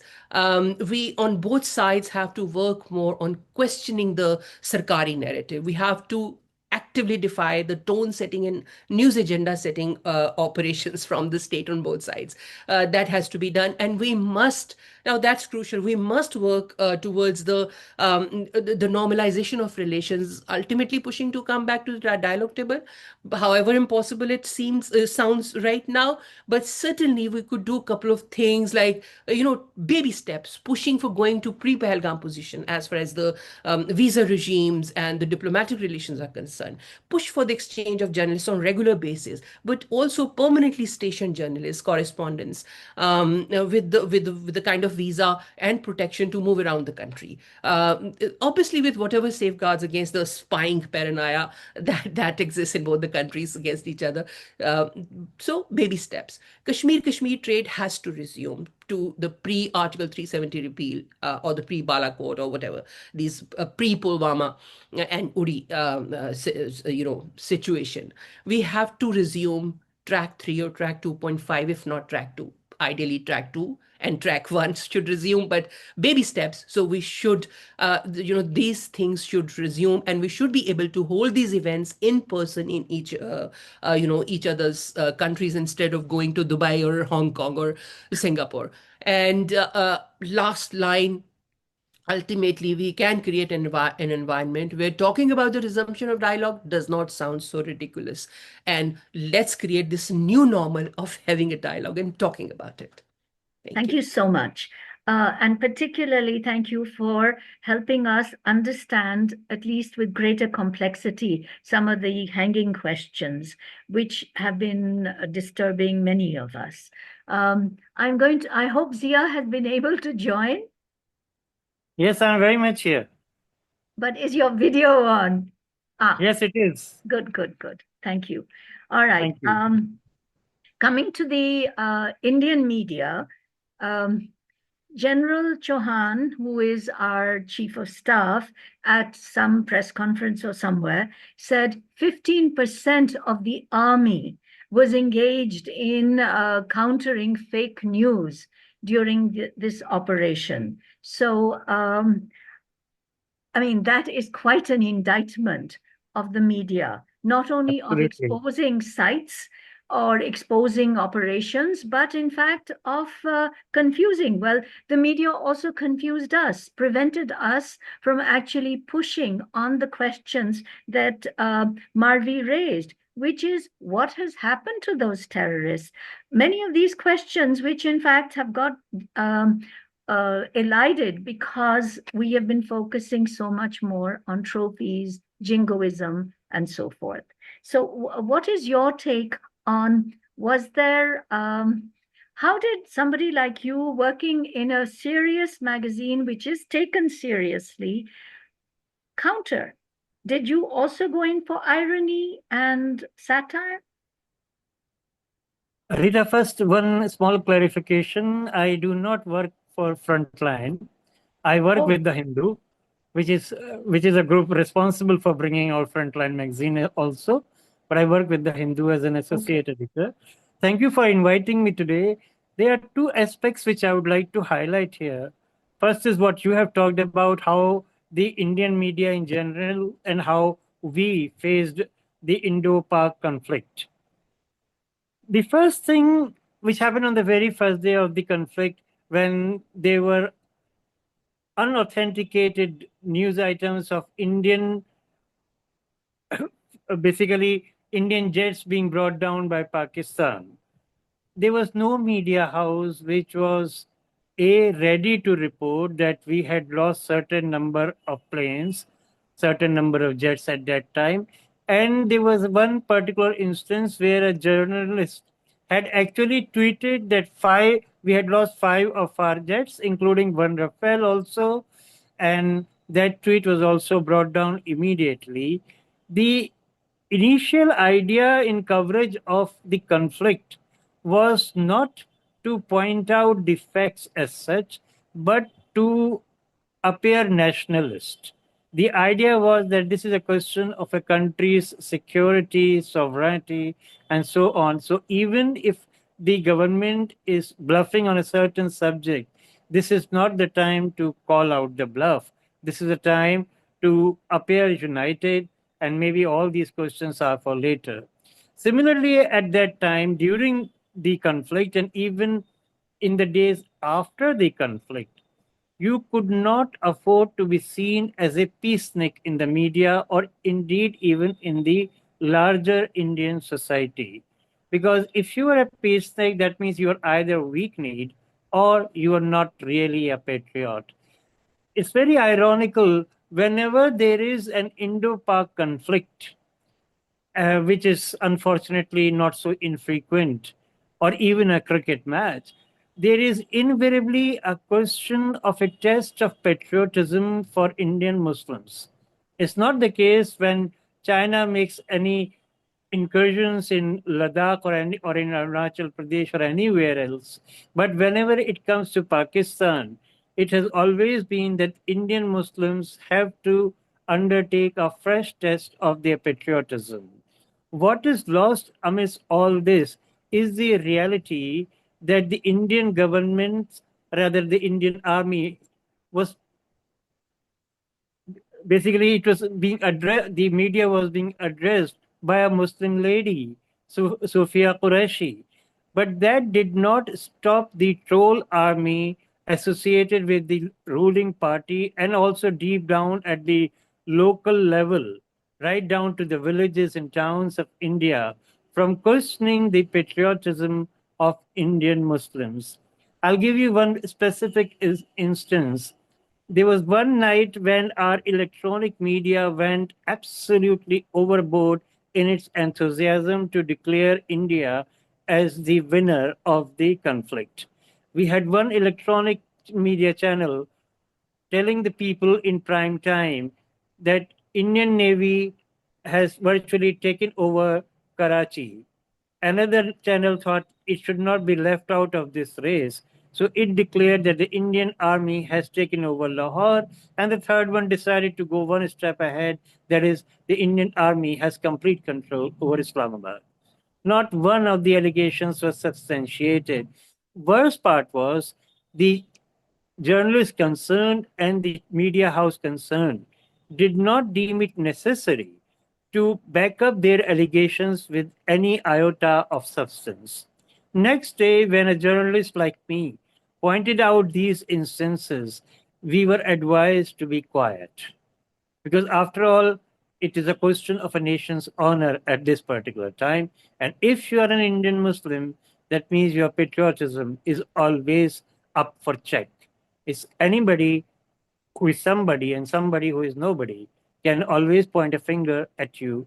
And if you are trying to fact check, that was not possibly the best time. Coming back to being an Indian Muslim at the time of an Indo-Pak conflict, actually this goes back much beyond what happened recently in May 2025. I remember in my childhood, growing up in Delhi, I still stay in the same area. I had gone to school, and unfortunately for an Indian, that was the day Javed Miandad decided to hit the infamous six of Chetan Sharma in Sharjah. Next day, I went to school like any other teenager with a long face, feeling sad and everything. And suddenly, one of my classmates came and tapped me on the shoulder. And he said to me in Hindi, "Tu to kal jasn mana raha hoga." You would have been celebrating yesterday. In his mind, an Indian Muslim could not be sorry for the loss of our cricket team against Pakistan. The idea was that you are first and foremost a Muslim, you will always stand with the Muslim country. Never mind the fact that my ancestors and the ancestors of millions of other Indian Muslims chose a pluralist democracy, which is India. My own father was teaching in Lahore at the time of partition. He hailed from Rampur in western UP, and he opted to come back to India at a time when only Sikhs and Hindus were leaving the newly created state of Pakistan, and Muslims were leaving India in tens of thousands to go to Pakistan. Not much has changed since then. I'll take you to August 5, 2020. That was a time of COVID, and every day we used to hear of new figures of people falling victims to COVID, some of them losing the battle of life. And we were constantly advised by our government and all the social media channels to keep a safe distance in public life. At that time, our Prime Minister decided to go to the temple town of Ayodhya to do a Bhumi Pujan for the upcoming Ram temple. It was against all norms at that time because the mosques were closed, the temples were closed, people, schools were closed, colleges were closed. People were not going about their life in a normal way. Only a handful of offices had opened. At that time, he went to Ayodhya to lay the foundation stone of the Ram temple. The colony in which I live, people forgot all about social distancing that evening. People also forgot that amidst them, there could be Muslim families also in a cosmopolitan society. So, in that evening, they decided to have a long rally celebrating the upcoming Ram temple. Unfortunately, when such elements take out a rally in favor of a temple or celebrate anything related to religion, it almost invariably comes down to hatred for Muslims. That is what happened on that day. And the people who are my neighbors, they planted themselves near my house for a good 15-20 minutes, raising anti-Muslim slogans, advising Indian Muslims to go to Pakistan. And I switched off all the lights of my house, making sure that nobody could see my house at all. My wife, my kids, everybody sat in complete silence so as to appear that there is nobody at home. That was the level of fear we encountered then. This was particularly jarring for an Indian Muslim because I had lived in the same colony back in 1992 when the Babri Masjid was demolished on December 6, 1992. On that day also, I was living in a cosmopolitan society in NCR, National Capital Region of India. At that time, one Hindu family, which had been displaced from Peshawar in 1947, the matriarch of their family came to our house and insisted that we shift to their house for a few days for our own safety. When we declined the offer very politely, she insisted that she would sleep at our place for next 2-3 days, and we will not open the door, only she would open the door.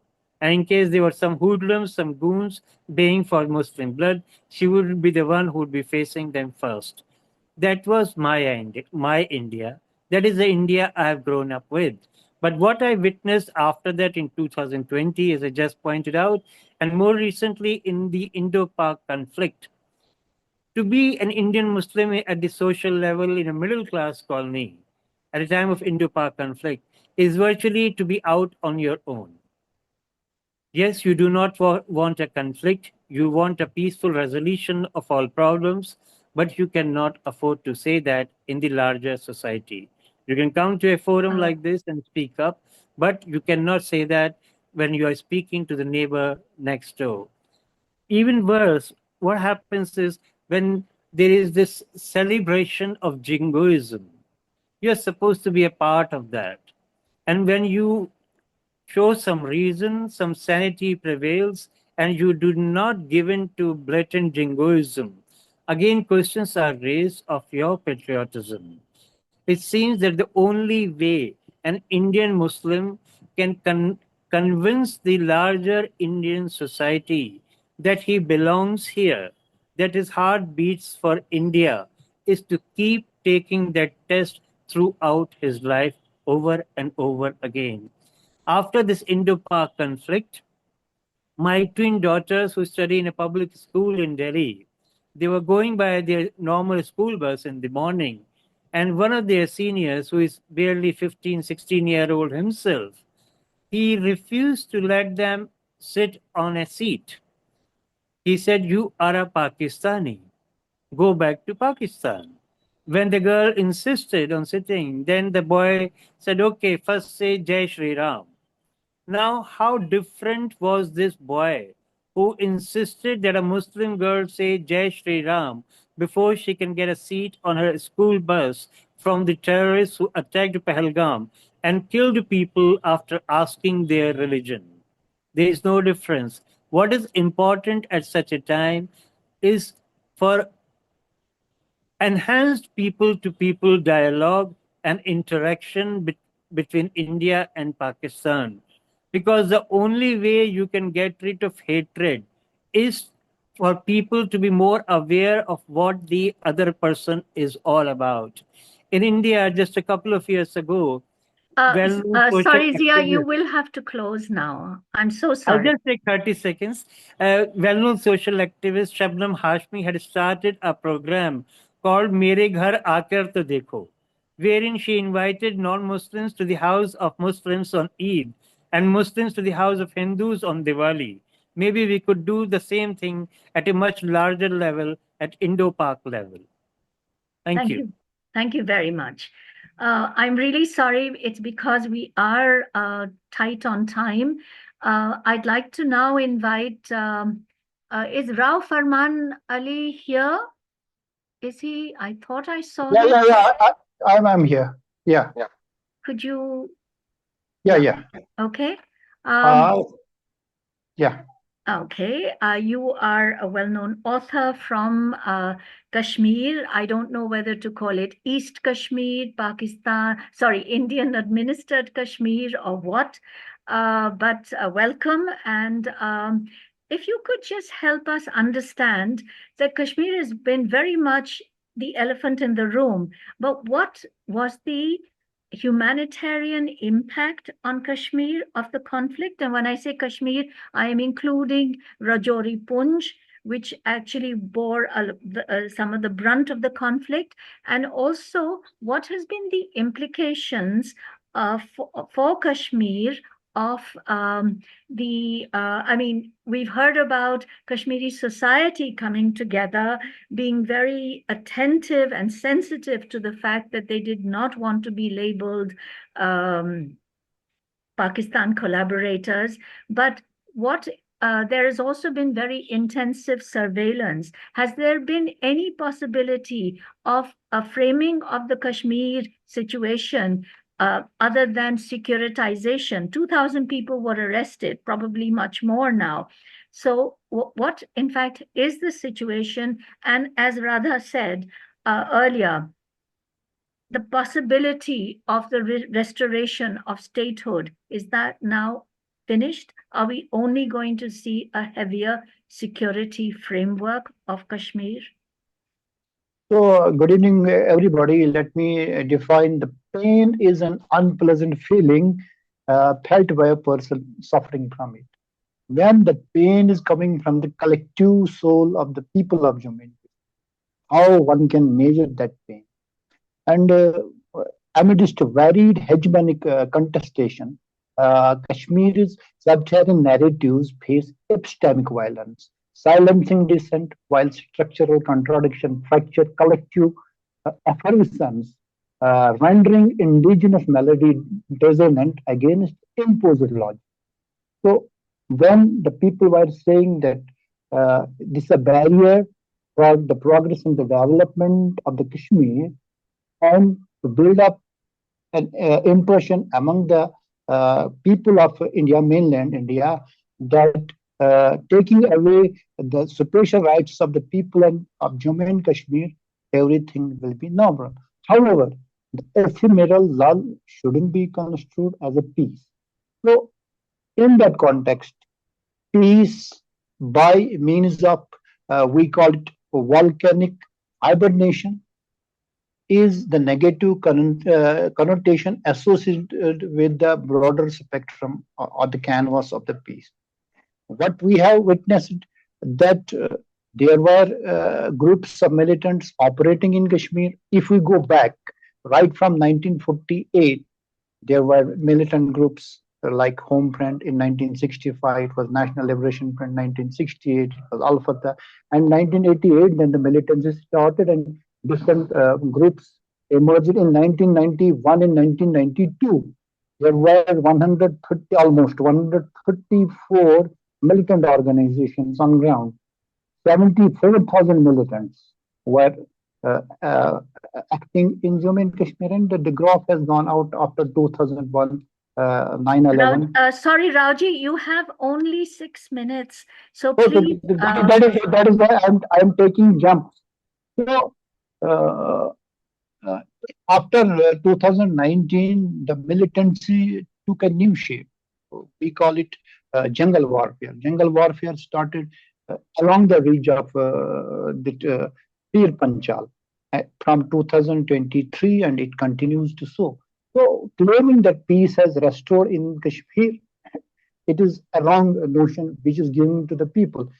And we say this, we need the conflict transformation from the management or containment, because in the containment, you have already said around 2,000 people, especially youth, who have been arrested and have been taken away from outside the jails. They are putting up in, not in Jammu and Kashmir, outside jails of Jammu and Kashmir.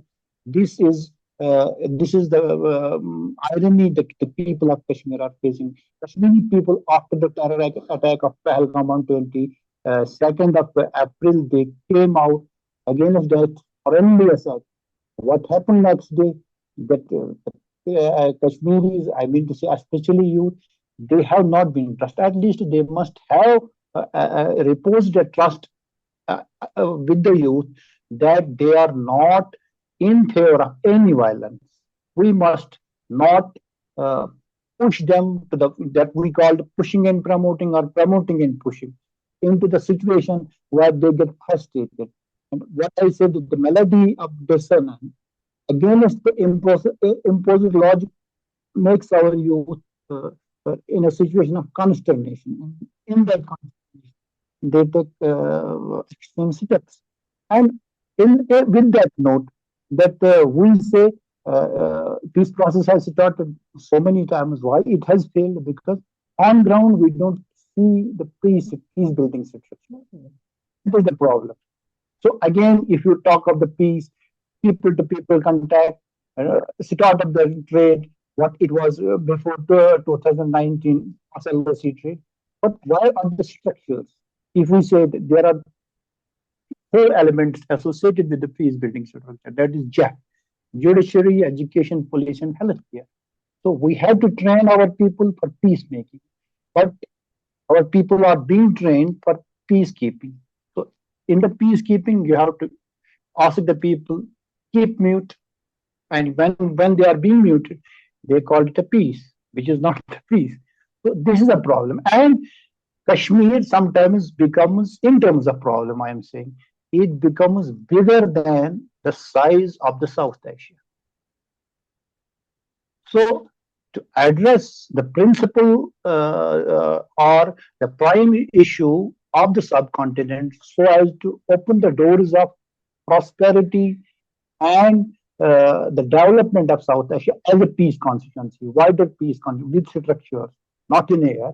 It is necessary to set out a structured, sustainable dialogue process, and Kashmiris understand that winning or losing the war is not in favor of the people of Jammu and Kashmir. As we have seen it in 1948, Radha has Anuradha has worked on that.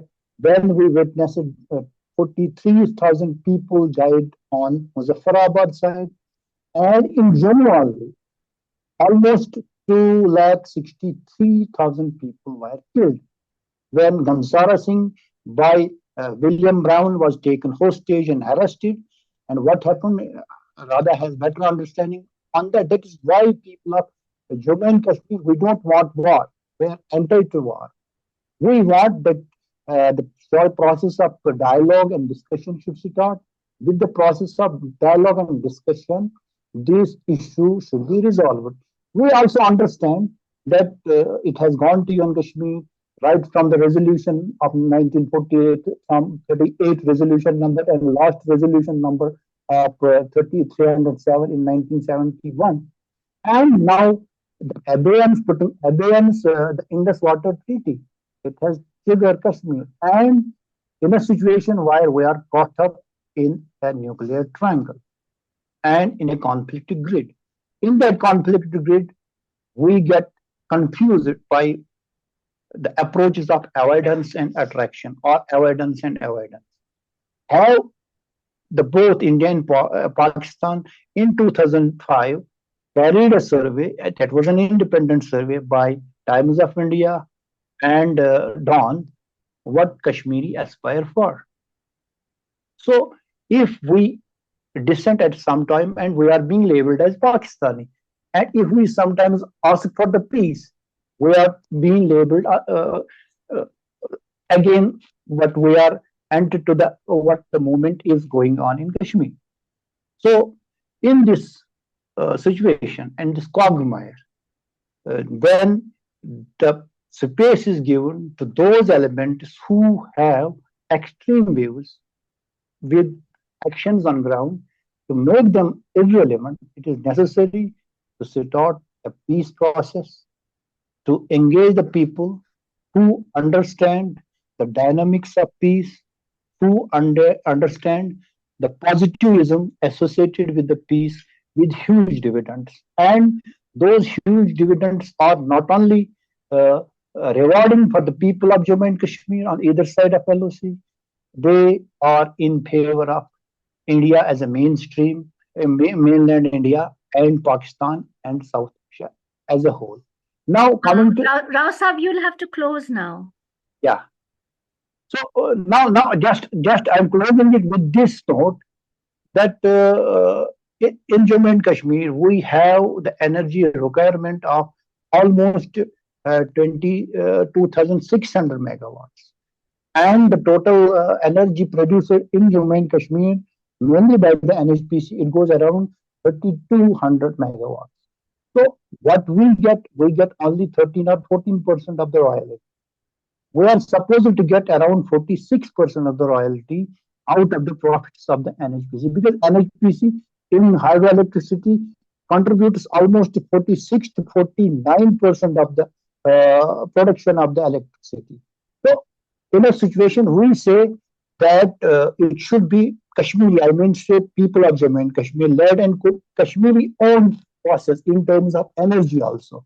So in the peace process also, it should be Kashmiri led and Kashmiri owned.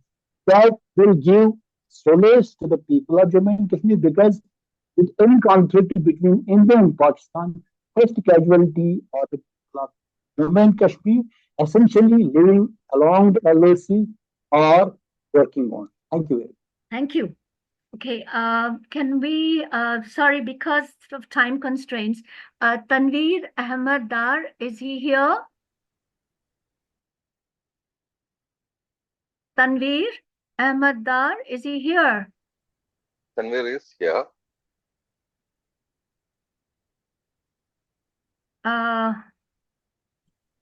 Yes, hello. Okay, Hope you can hear me now. I can hear you, but I cannot see you. Yes. Hi. I'll just try and put my video on as well. Yeah. Okay, good. Thank you for joining us. I think you can hear me. Thank you for joining us from what we are calling either West Kashmir or Pakistan administered Kashmir.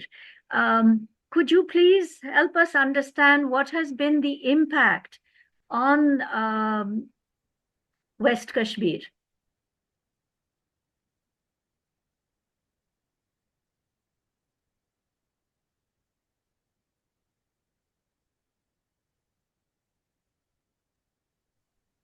Tanvir साहब बोलिएगा. Sorry, I missed a few words of that last sentence. Sorry, if you could It's not possibly important. repeat आप that शुरू if possible. नहीं, बस आप शुरू कीजिए. आप शुरू कीजिए. All right, okay. So I presume I should speak in English, considering most of the people I've heard have been conversing in that language. First of all, I'd like to thank all of you, Rita and others, Vishal, for conducting such an event or such a space, which traditionally, or for the most part, since 1947, has been marginalized. So obviously, it takes great strain and it takes great sacrifice on the part of various people on both sides of the border to make such events happen. And to keep on going, I do remember perhaps the origins of this forum were perhaps about 20 years old. I remember, because that's the sort of time when I came here in 2005. I know it's been running prior to that. It's also great that not only have you had participants from both sides of the two countries, India and Pakistan, but you've also had people on both sides of the dividing line in Jammu and Kashmir. Some of the things that I want to say are just pieces of food for thought. I've written a couple of things here, and just before I go through those, I just want to say that in my experience, and I've traveled very extensively on this side in both AJK or so-called AJK and Gilgit-Baltistan, and I've traveled to the other side about 3 times, not as much as I would have liked or as extensively as I would have liked, but there are certain obstructions which may have a different shape on either side of Jammu and Kashmir, but I would say that both countries have been pretty consistent in denying freedom of expression, freedom of movement, freedom of assembly, freedom of association, and also genuine recourse to law, including international law, where appropriate. So, yes, there are various differences between how society or how the polity operates on either side of Jammu and Kashmir. And of course, there's a difference between how Pakistan operates as a country and how India operates as a country. But there are some common frailties and weaknesses which I have found, even if you include Bangladesh in this. For example, the legal framework in all these countries, and effectively what's being applied on both sides of Jammu and Kashmir is essentially still a colonial document. Okay, there may be some differences to a certain extent in India and Pakistan, but I find that not only is the geography of this region locked with a colonial shape, but also the legality operating, the administrative structures operating on both sides, and of course, the militaries operating on both sides are also a legacy of British colonialism.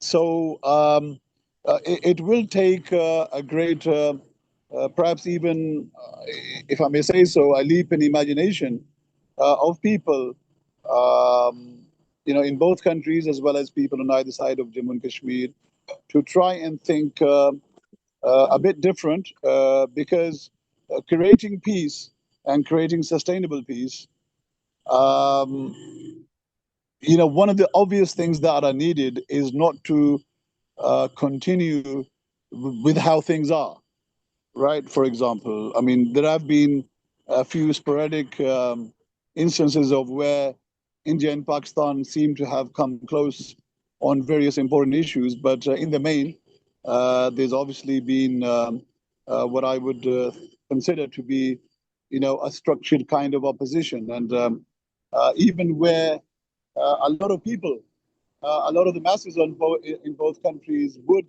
very much like to share their culture with each other, would like to meet each other, would like to exchange ideas and thoughts, and maybe even work together for sustainable peace. But I see that there are certain structures in place which prevent that.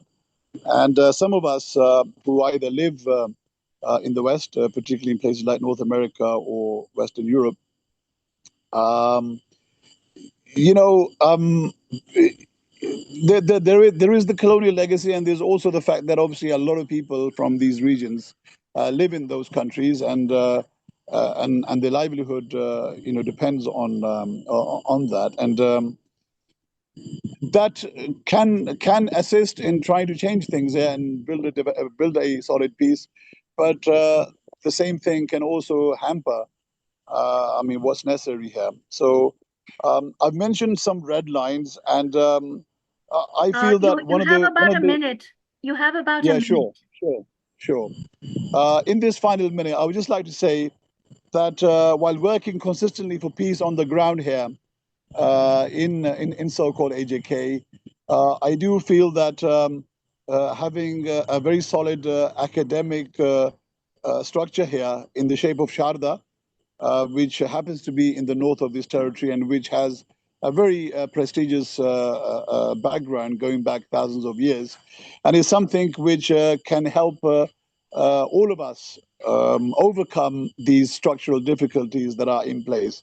And I've mentioned some red lines. I'm not saying that in an aggressive way. I'm saying that in a thoughtful way, so that people in India and Pakistan recognize that geopolitical neutrality is something which we see a lot of promise in. I know for practical purposes, it may seem very difficult, but seeing that there are so much interest, not only in the neighborhood, but even with large powers throughout the world, creating a geopolitically neutral space here in Jammu and Kashmir, I find, is absolutely essential. And the other three things that I mentioned, I'll mention them very, very shortly. About the people's reference. Obviously, I don't think anybody in India or anybody in Pakistan would like something to be done against the people's wishes in those countries. So what you want for yourself should also be what you want for others. I'm so and thirdly, sorry, you will have to close. just the two things. I think that a lot of the answers will come from places like Ladakh and Gilgit-Baltistan, because those are the places which are directly facing ecological.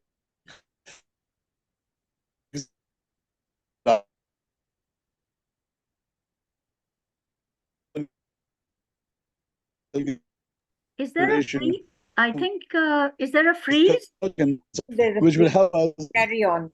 Include religious harmony and political diversity, etc. So thank you for thank you giving so me the much. time to speak. Thank you so much. I'm so sorry to cut you like this. Now I would like to ask Anuradha. Anuradha, can you just join us? Yeah, I'm here.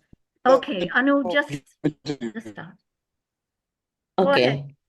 7 minutes. Okay, this is going to be ambitious because you actually asked me to speak on a lot, including Kashmir. Just whatever. Yeah, Kashmir, which is so complicated that every time you mention the word, you need a footnote to explain what you mean by it. Nonetheless, okay, I think to begin with, first of all, now that we are here, and it's good that we are, we need to understand the threat that is existing for India and Pakistan, and by extension to rest of the South Asia, the extent of that threat. And I think today and the recent, tensions have shown us that it is an existential threat, that South Asia could become irrelevant, and that, we seem to be kind of dwarfed by also a larger geopolitical conflict. At the moment, though Pakistan does seem like a beneficiary, I don't think in the longer run it will emerge as a winner, even if there are, lunches with Trump, there is bonhomie with China. These are not equal relationships. And I think we need to consider that. As far as, and to see that this is also interlinked with the emerging geopolitical situation, which is extremely threatening, because there are a few madmen ruling the world who are trying to constantly push the world into the Stone Age. I don't think and I don't hope that we reach that stage, but it definitely is a major threat to India, Pakistan, to South Asia, and particularly to Kashmir, and to, I must add to that, the other peripheral areas in Pakistan, in India, and other South Asian regions, like Balochistan or northeastern states. And the problem is that we can't we it is difficult. Why it is difficult to understand the extent of damage that a prolonged war or a prolonged freeze or the lack of peace can do to the region. It's difficult to even grasp the extent of that, is because the media is completely it's biased, it's giving us a wrong picture and not really playing its role. I'm thankful to Marvi, who pointed out a lot of things that I wanted to say.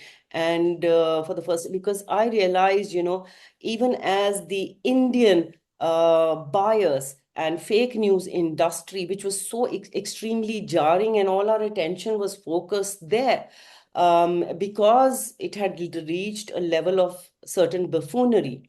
And in comparison to that, the Pakistan media, even though seemed a little more respectable, it had been extremely biased, and there was only one kind of a narrative.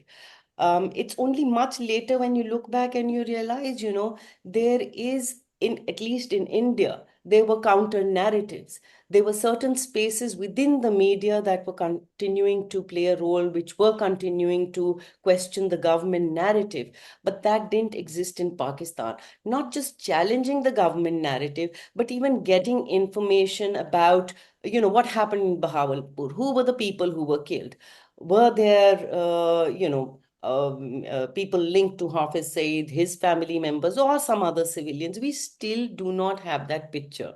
And as I think some indications Mavi did give, that way back in 2008, while some, all evidence came from Pakistan, but those journalists had to face consequences. And that gives us some indication of the kind of pressures that there are in Pakistan, and that may have increased, because in this recent conflict, we didn't have stories from Pakistan where, like we had civilian casualties at the borders. From the Indian side, despite the kind of repression that Kashmir is facing, Kashmiri journalists were writing about stories where, about the human cost of the war.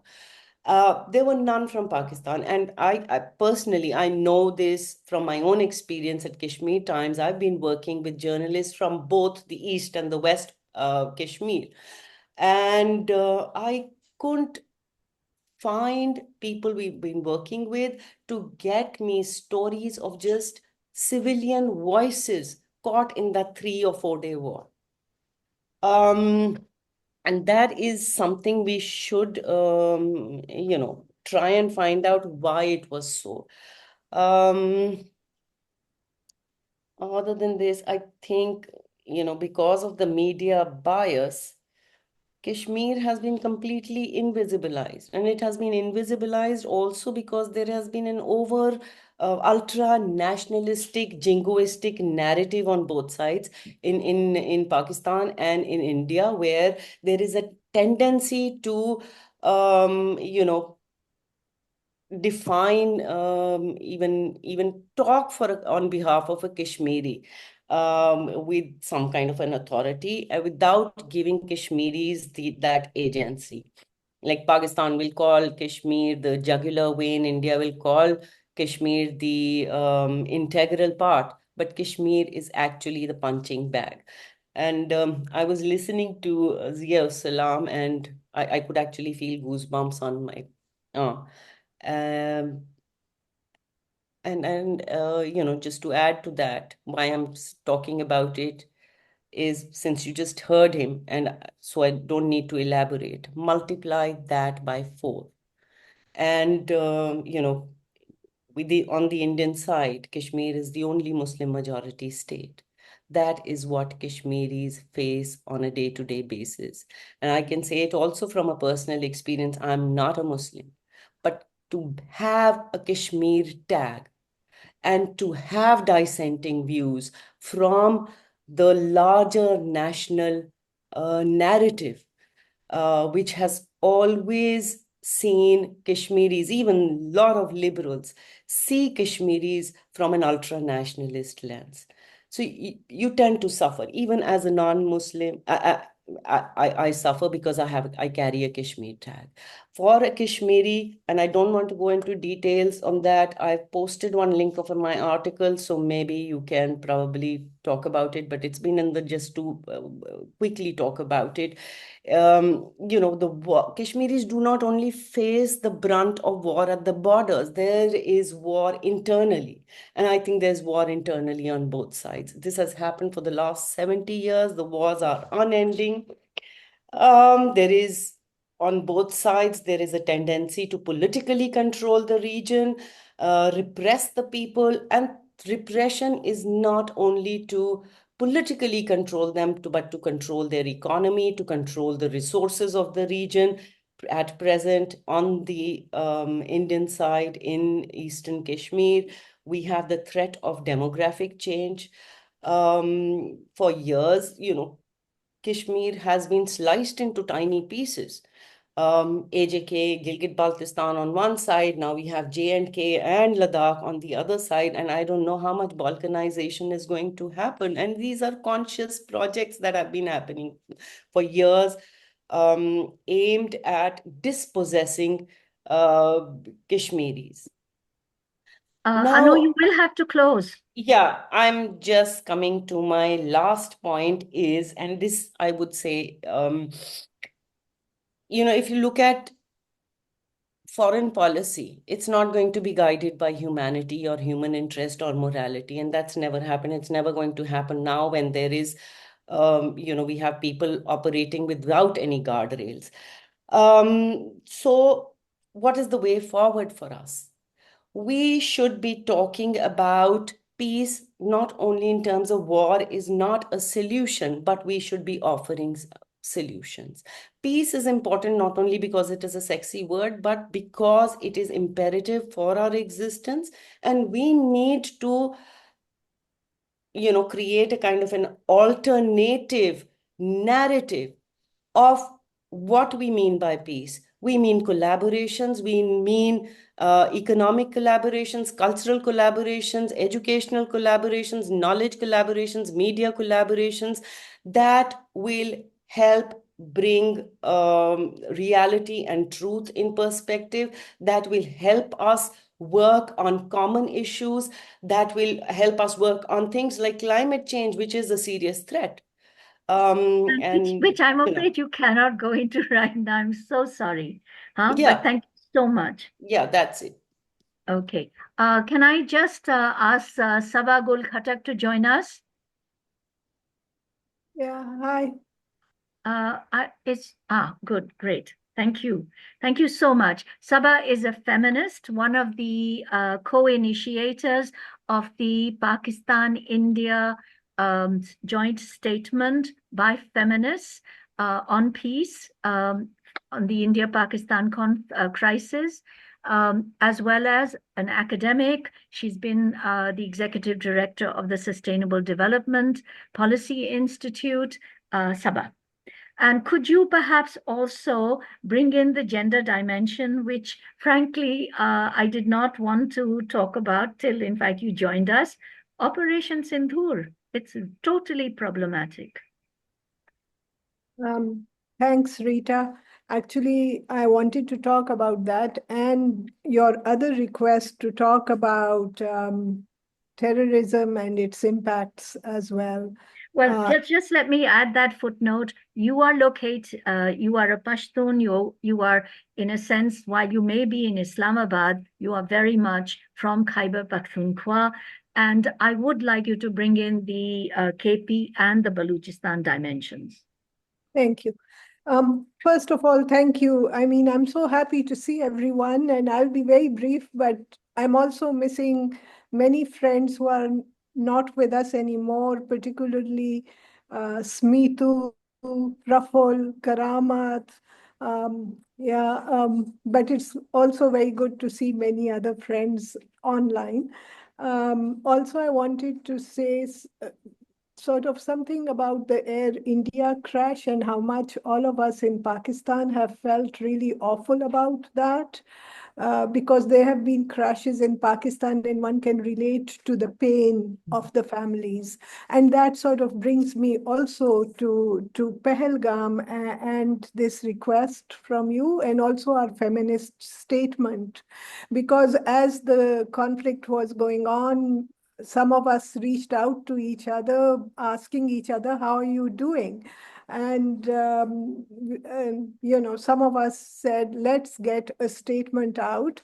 And although the process was a bit difficult, because we had to agree on wording and, everyone had their own reservations. And in fact, some of the one dear friend refused to sign it because she felt there wasn't enough condemnation about terrorism emanating from Pakistan. So that also ties into the terrorism theme. So I just wanted to say a few things. My dissenting view on terrorism, because I want to problematize it. For me, it starts with the whole, fundamentalism debate, especially in the 70s after Iran's revolution. That's when fundamentalism and Islam came to be tied together.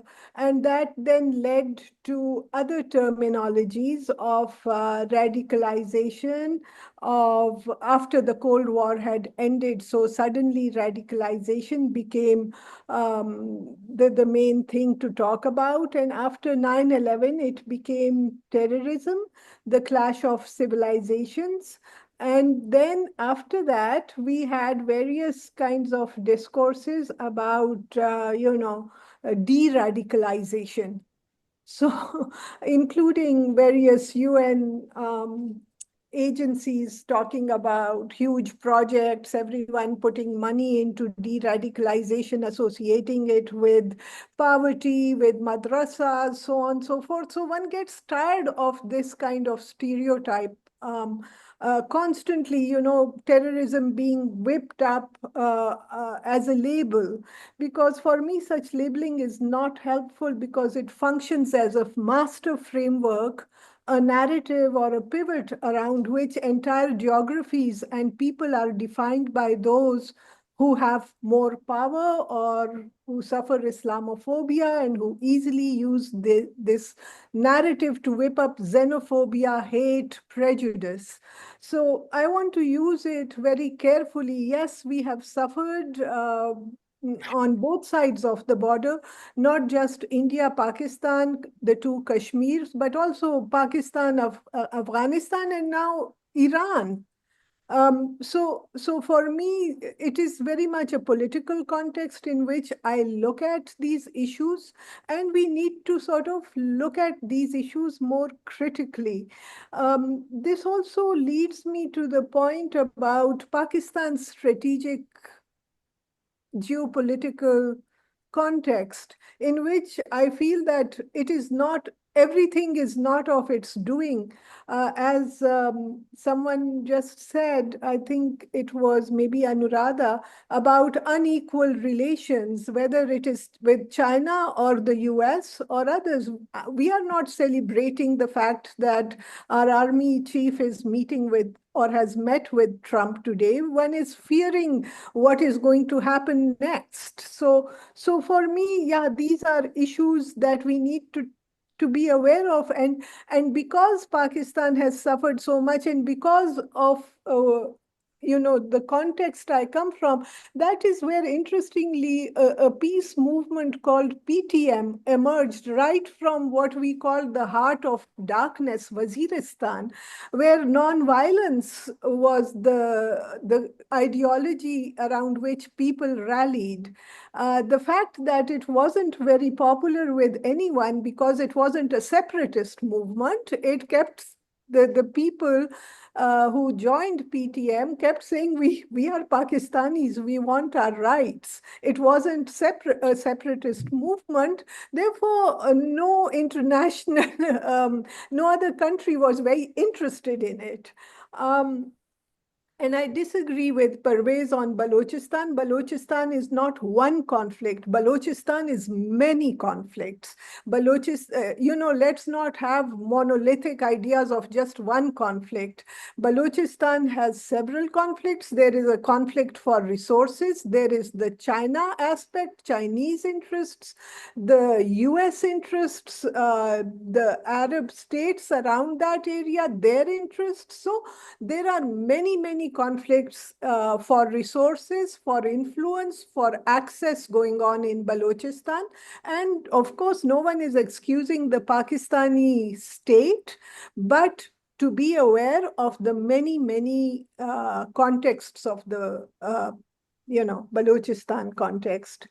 So in the midst of all this, when the conflict between India and Pakistan started, we did produce a feminist statement that many of you have signed. But just as a reminder, we strongly condemned the Pahalgam attacks. We also talked about the reduction in the space to talk and demand peace. And of course, we cautioned against using women's bodies symbolically for warmongering. Also, this whole the naming of this, the India side naming it as Operation Sindoor, we wrote that it was erasing and weaponizing pain and reducing women's bodies on which masculinist, nationalist fantasies of conquest, violence, and rape were mounted.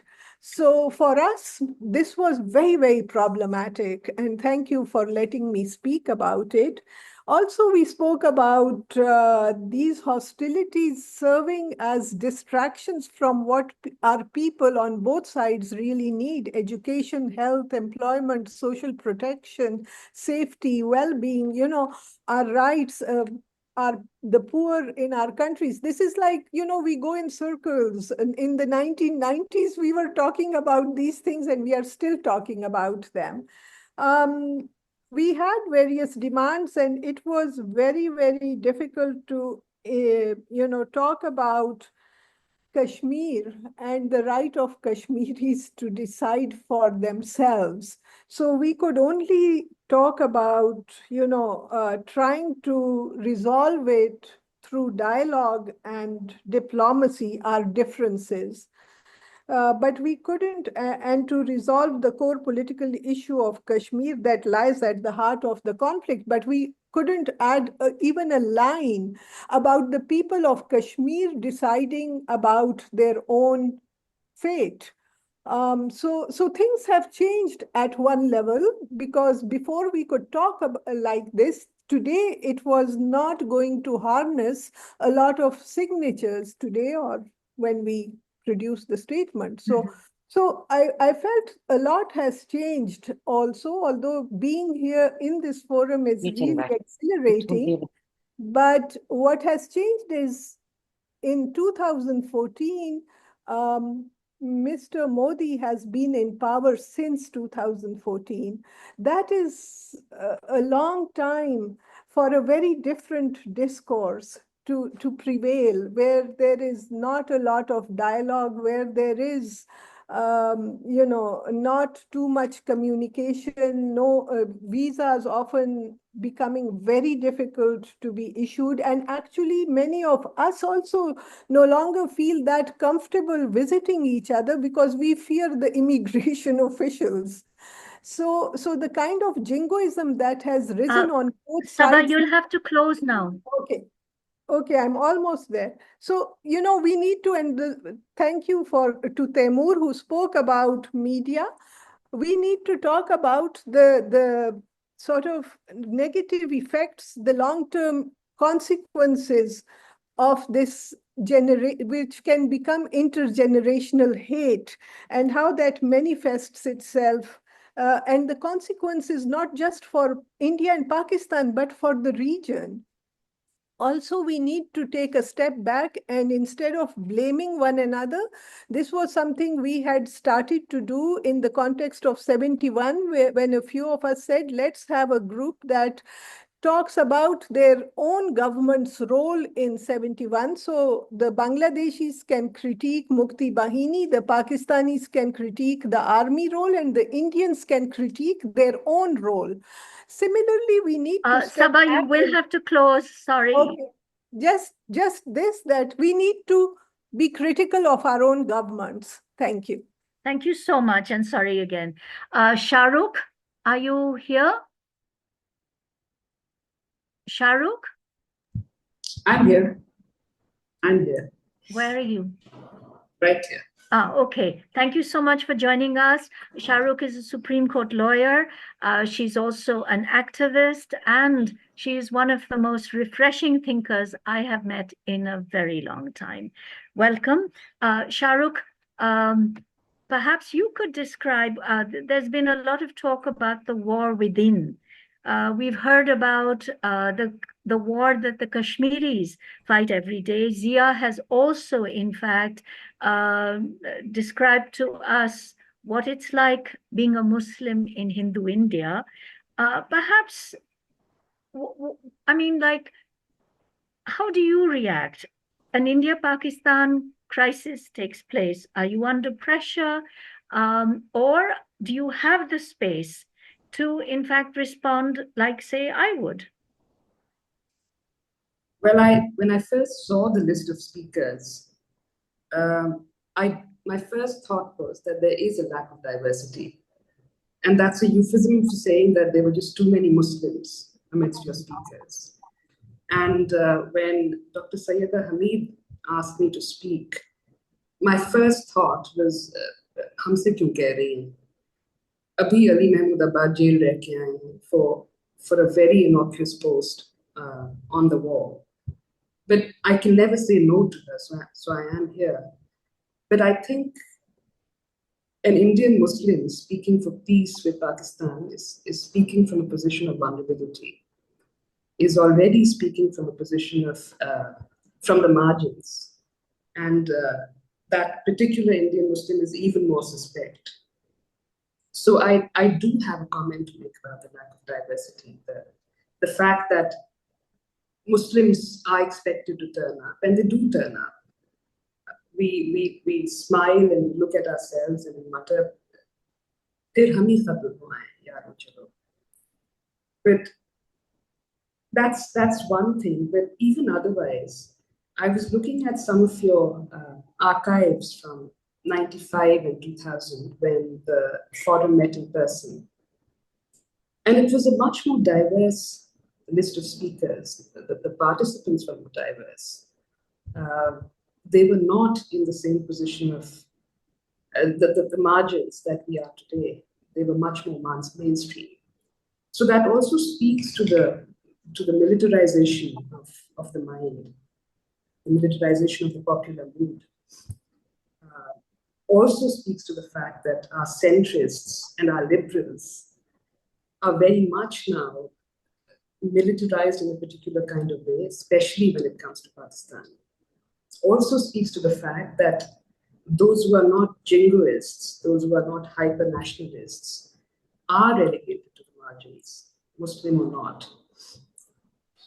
And it also speaks to the fact, Marvi was talking about this, the questioning, the lack of accountability.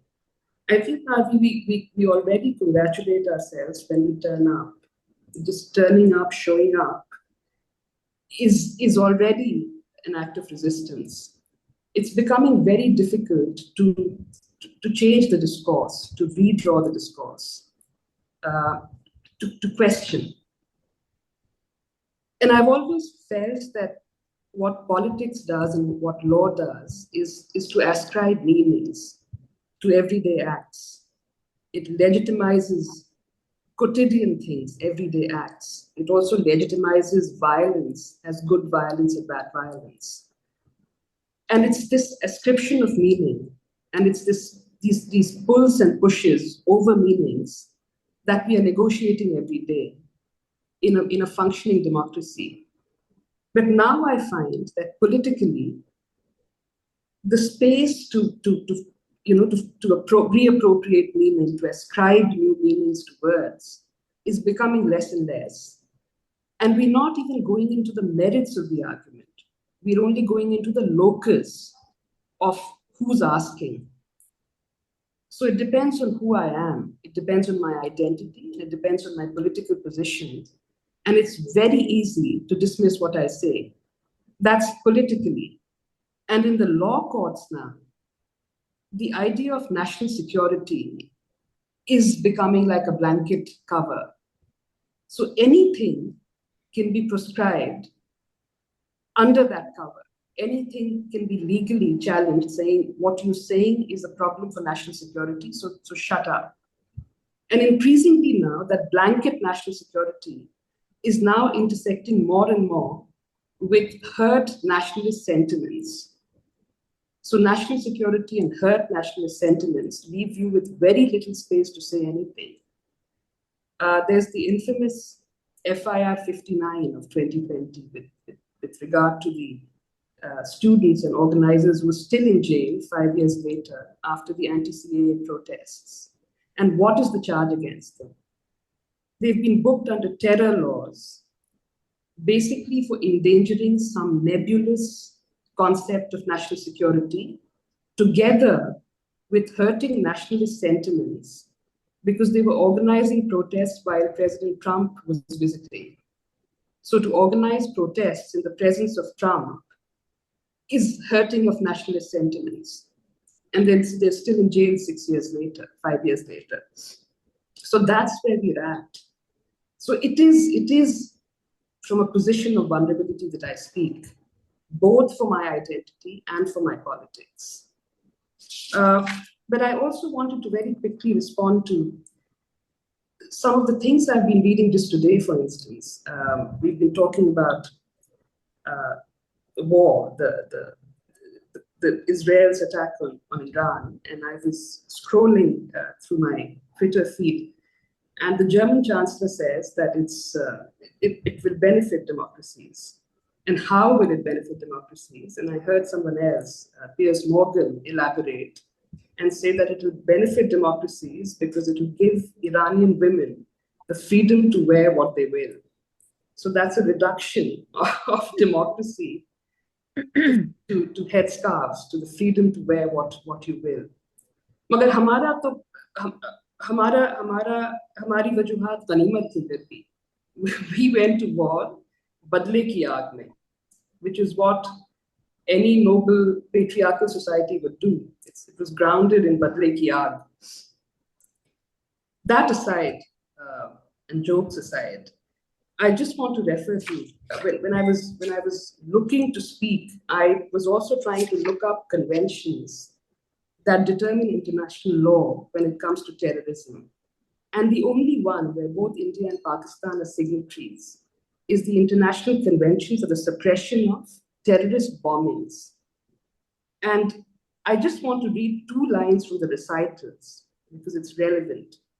We are both signatories to this convention, and this convention says that the states, members of the United Nations, solemnly reaffirm their unequivocal condemnation of all acts, methods, and practices of terrorism as criminal and unjustifiable, wherever and by whomever committed, including those which jeopardize the friendly relations among states and peoples.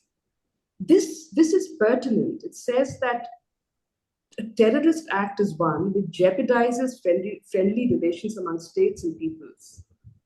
That is supposed to be a problem. Not that we use that act as an excuse to gleefully go to war with another state. The fact that an act of terrorism has the potential to jeopardize friendly relations between peoples is the problem. But if your retaliation exacerbates that, it escalates that, then how is that helping? And similarly, the same recitals say that being convinced of the urgent need to enhance international cooperation between states in devising and adopting effective and practical measures for the prevention of such acts of terrorism and for the prosecution and punishment of the perpetrators. So again, there is an expectation of some responsibility, some cooperation, a joint inquiry, a joint prosecution. It's not an invitation to gleefully go to war using an act of terror as an excuse. I'll stop there. Thank you. Thank you so much, Shahrukh, and thank you also for, in fact, reminding us of some of these conventions, which actually we can use later. The formal structured panel is over. So over to you, Vijayan, and I think many people who've been wanting to say something now will have a chance. Yeah, thank you, Rita. That was one of the best, diverse set of panelists that we have had, and I just put it in the chat box. Also, in a way, lightly responding to Shahrukh saying that okay, there was a diversity issue because we, during the organizing of this, we also took a call about it repeatedly. Also reminding ourselves about the PIPFPD position that we do not go by the religious identity of our comrades, of our speakers or our guests. We go by their relevance, how they contribute in their respective regions and their work to people's lives. And I think that's something that we would like to adhere to and stick to as an organization. We are definitely happy to bring about a lot more feminist lens in our work, looking at peace, the conflict, and South Asia as a region, and look at having more women comrades represent our collective political interests. That's something that we adhere to, and we really want to go forward in that political positioning. We do have, this was a brilliant set of conversations that happened. Thanks to all of you who contributed in this. I can see Mavi on the screen. Mavi, you were a star. You really spoke very, very well and represented many of us honestly, and we are very, very happy and honored to have you. I think, Mavi, you are speaking for the first time on a PIPFPD platform. We are very, very honored to have you here. And so is Shahrukh. When Shahrukh is also speaking for the first time from a PIPFPD platform. Tanveer Saab, Rao Farman Ali, all of you, especially the new ones, I'm taking the name, friends who have spoken out. And I think you've really proved our choice absolutely right about this evening. All of you were very, very clear in your political positions. You were not trying to be diplomatic or strategic about what you said. And I think you were very honest. And I think that's at the foundation of where we have to take things forward. Then we have to have that integrity and intellectual integrity and honesty in taking that forward. We have almost come to half of our participants list. I'm very aware of that. I think we have had more than 130 friends when we were at the peak, and we are about 75 of us left. I take this as the core. We do have a lot of senior friends and younger comrades of the forum here. I would like to start with Bina. Bina server of also the SAPAN network, as all of us know. But Bina has been a senior journalist, comrade, someone who has been part of the peace movement, has been a founding member of the forum from Pakistan side. She has been based in the US for very many years and has actually brought together a large sorority of groups, friends, activists, peaceniks into this, also as SAPAN of late. Bina, over to you for quick comments. Yeah. Thank you so much, Vijayan, and thank you, Rita, Vijayan, and all friends who organized this amazing forum. It was wonderful to hear, especially like you said, Vijayan, the new people who spoke for the first time on the PIPFPD platform, and also really good to see so many of you here who are also part of the SAPAN platform, because that is, I have actually just 3 points which I will make, and many of them will repeat maybe what people have said before, because I think those bear repeating and they are part of our overall narrative. One, of course, is the PIPFPD formulation on Kashmir, that Kashmir should not be seen as a piece of real estate between India and Pakistan, but a matter of the lives and aspirations of the Kashmiri people, whose views must be taken into any and taken on board in any dialogue, and they must be included in any dialogue about their future. The second point I want to make is that, like I said, like you pointed out, Vijay, many of you here are from the SAPAN network. And the SAPAN network started because, and Vishal is here, and thank you, Vishal, for helping us to connect with Tanveer. And maybe you can add the links to the chat about SAPAN, which is the South Asia Peace Action Network, because the idea behind SAPAN was 4 years ago, a little bit over 4 years ago, when we started in March 2021, and many of you who are here are founding members of SAPAN, including Marvi, Rita, Vijayan, Vishal. I can't see everybody. Saida Appa, of course, and many, Shima and Tyra is here, and many others. So there are 3 points in the SAPAN founding charter, which many of you, like I said, have endorsed, and they bear what people have said earlier today. The first is that the people of the region should be allowed to meet and conduct, engage in economic activity together. The second is to uphold human rights within your own borders, the implication being before you point fingers at others, to your point, Sabah. And the third is to cooperate and collaborate in all areas, ranging from science and sports to, culture and art and anything else. So the idea behind SAPAN was that because India and Pakistan are just like constantly at each other, like one of the speakers said, Zia Saab, so moving to hear you speak, what you said that, unfortunately, these incidents keep so frequent. So it seems to me almost, it seemed to us that got together, some 90 of us that got together, and now there are about 700 people who have endorsed the charter, including 108 organizations, which is not a small feat. And the latest organization to endorse it is the Commonwealth Businesswomen's Network.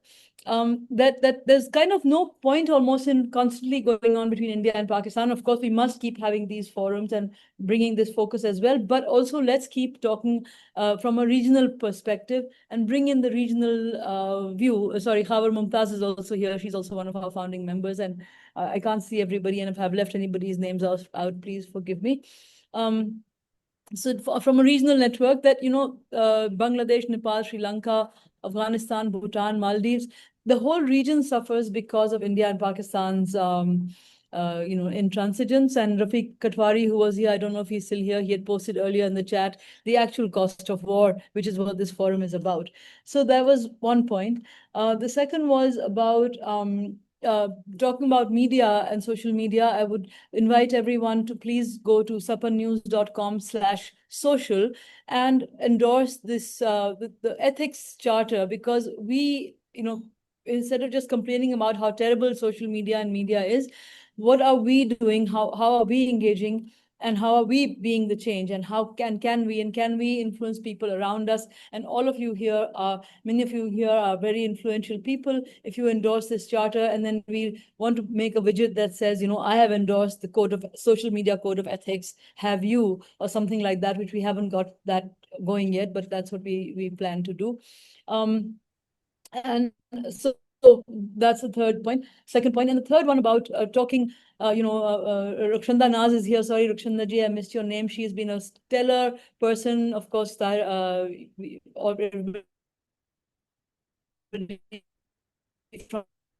Pakistan knows her. Many of you from India also know her. Very, very instrumental, working for peace in her own area, in her own way. She's a lawyer, and she's from Khyber Pakhtunkhwa as well. And she posted on the chat a little while earlier about the need to meet and where do we meet. So the only country actually in the region where we can all meet with direct flights without visa issues is Sri Lanka. And some of us have been talking about having a meeting, not an India-Pakistan meeting only, but a regional meeting. The SAPAN, we've been talking about it from the SAPAN platform, having a meeting in Sri Lanka early next year, Feb, March, April, something like that. And we can do it in the way that, using the PIPFPD model where people pay for themselves, it's low-cost thing. And we have, a couple of days of, brainstorming, and it will be intergenerational. We have actually a lot of people, a lot of young people who have joined the SAPAN network. And they've just had recently had a wonderful a few dialogues. And Vishal, if you don't mind posting that link about the May 25th dialogue that they had from South Asia Peace thing, that would be great. So if we can do that. And like I think it was Sabah and other people also said, like, avoid the blame game. Avoid finger pointing, and that's a rule we have had constantly. I'm just concluding, Vijayan. That's a rule we've had since the Aman Ki Asha days as well. The rules we made, because we realized that social media is such a toxic place. Also, it can be used for good, but also, and like I said, sapanews.com/social provides guidelines on how to engage in a non-reactive way, in a credible way online. Thank you so much. Thank you, Bina. Yes, indeed, SAPAN has been very instrumental in bringing together also a lot of younger comrades from across South Asia into looking at these issues in a very different way, lens, with their generational experience and their own expertise in diverse forms of things. I think there are very, very interesting people across in that network. Thank you for being really like missionaries in doing this. And that's kudos to all of the active comrades in SAPAN for this. Vishal is here. I know many of our other friends are also here. Also for helping us put together, reach out to some of the I forgot to mention Anuradha. She was part of that as well. I forgot to mention Anuradha as well. Sorry, there's so many people here and Rita. Yeah. So as a South Asian platform, SAPAN has actually been really focusing on also bringing out its regular newsletter and bringing out South Asian news across. And I think that's been a very, very important role. I would like to invite Professor Manoranjan Mohanty. Professor Mohanty was formerly, he's Chairperson Emeritus of the Pakistan India People's Forum India chapter, has been one of the strongest voices of sanity, of civil liberties, of human rights, but also as a professor at the Delhi University has played a very significant role over generations for being a teacher, a guru for many of us in the peace movement and in the human rights movement. Manoranjan, over to you. Well, I will only say that how proud I am as a member of the PIPFPD. And today I felt even more reassured that even though several of our founders, comrades have departed, forces of peace and democracy are very, very alive and kicking. And they are not as weak as others think. So that's my first statement. My second statement is that several suggestions have come. I think we have to now concretize them. So let us have working groups on specific issues and follow them up. That's all. And cheers, and let's continue this process concretely. Thank you very much. Thank you very much, Manoranjan. I think over the years, also including the work that you have done extensively also in your own side on China and Chinese interests in the entire region. And China has really come up in this round of debate about how US is being replaced by China in Pakistan's strategic allies, etc., etc. But there is a lot more that we hope to hear from you and in terms of your writings in the coming days. Thank you very much for that. You've always been a stellar pillar of support for the forum and our work. And many of us here have smiles on our face when you say that you're proud of us. Yes, as a second generation within the forum, we are very, very happy and honored to have people like us, people like you leading us into this and making sure that this work is taken forward. I think that's extremely crucial for us in these times. Imtiaz Alam Saab, Imtiaz Saab. Yes. Yeah, Imtiaz Saab, You are please go ahead. hearing me? Yeah, we can hear you. We can hear you. Kindly switch on your video if it's possible.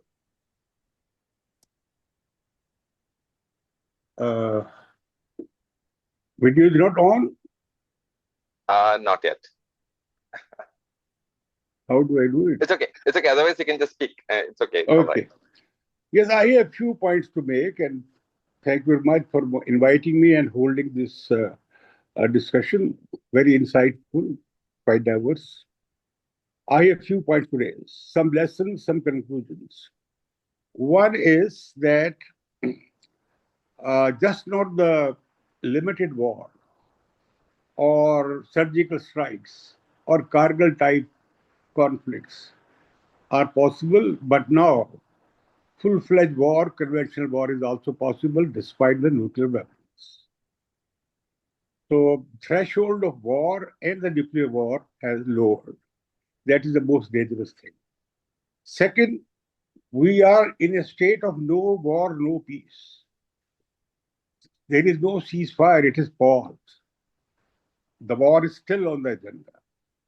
And it may be prolonged, this period of uncertainty. The sword of war is hanging on our heads, maybe a nuclear one.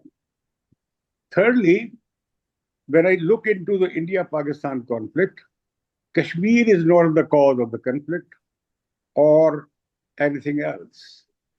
India-Pakistan conflict is very much rooted in the partition of India and Pakistan on the basis of religion. And that communal division is giving its birth to various children, like Islamic fundamentalism in Pakistan, like Hindu Rashtra or Hindu nationalism in India.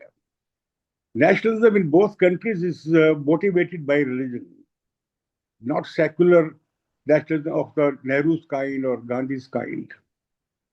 So I would say that basic question between India and Pakistan is how to address the enmity between India and Pakistan. That enmity produces issues, created issues on which they build their narratives. Like, for example, annexation of Kashmir by Pakistan or annexation of Kashmir by India. In this conflict, the people who are deprived of their rights become the victim of the two-way conflict. The next point is that this conflict is no more India-Pak. It has become India, Pak, and China conflict. Even on Kashmir issue, the China is the party, while the real party, Kashmiris, are not being asked.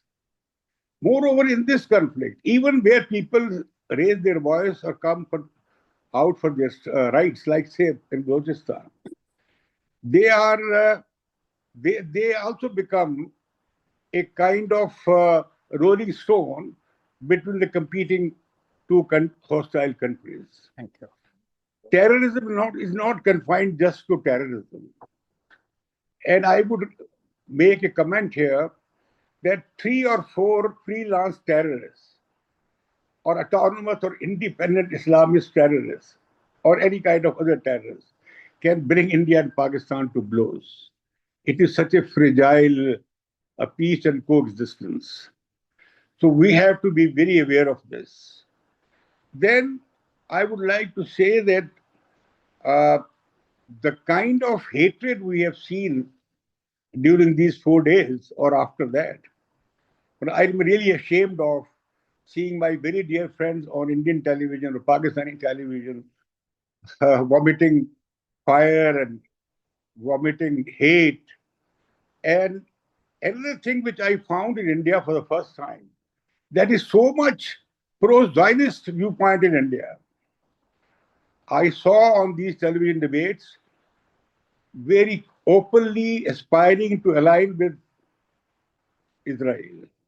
I haven't seen one procession in favor of Gaza people, the Palestinians.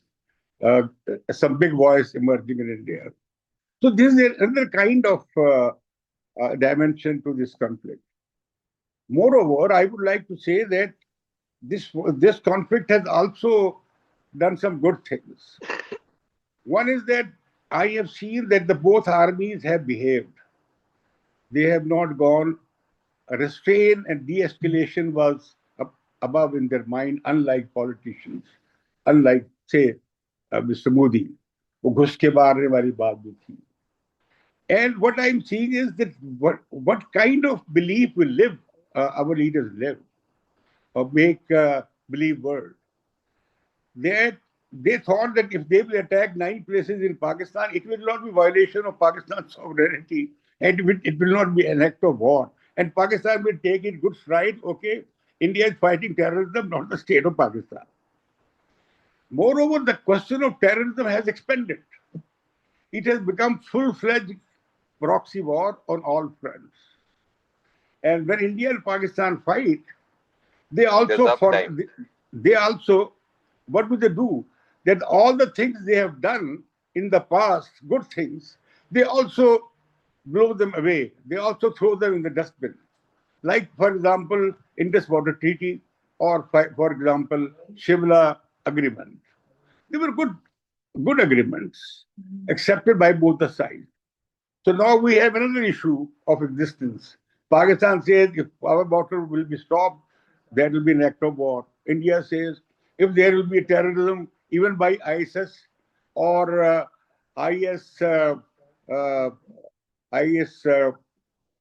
another group of IS, so that will be a war. Moreover, what I see is that there is almost total ignorance about, in Pakistan as well in India, about the scene of terrorist politics and terrorist combinations. Now, when Pakistan says that we are the victim of terrorism, which is the taste they are getting because of their own, what they had sowed in the past, but really it is a big war is going on against the people of Pakistan. Civilians and military officers are being killed by the terrorists on daily basis. 5, 6, 7 daily casualties. It's a running war. So what I'm telling you is that India and Pakistan should agree on a joint mechanism to fight terrorism, including, it is there in the SAARC additional protocol on terrorism. It is there on the SCO. There is a mechanism under SCO, and Pakistan and India can agree to bilateral level. Otherwise, we will be handing ourselves to the whims of the terrorists who are just who can bring India Pakistan to blows. And what I would say is, my suggestion is, in this war, in this 4 days conflict, a peace movement has also become a casualty. I wanted to get a dozen signs from India for a de-escalation. I could get with a lot of difficulty, half a dozen people to sign a statement. Okay, no escalation, de-escalate, please. So what I'm saying is that peace movement has to be broadened, and its canvas has to be broadened beyond cliches and beyond some kind of self-consolation. Okay, I am for peace and I will burn a candle on the border every year. Yes, not going beyond that. Yeah. And moreover, what is sorry? I'm just saying thank you for the input, because we really can't extend that. But thank you for that suggestion, and also for putting it bluntly. And I really like the choice of your words when you said that they were vomiting poison. Usually we use the phrase spitting poison, but I think this time around you're absolutely right. They were actually vomiting poison, and there is a reason for us to believe that some of it has become absolutely not even living room worthy. That is the condition. Ashok Chaudhary, Ashok, if you're here and if you're okay to speak, will you?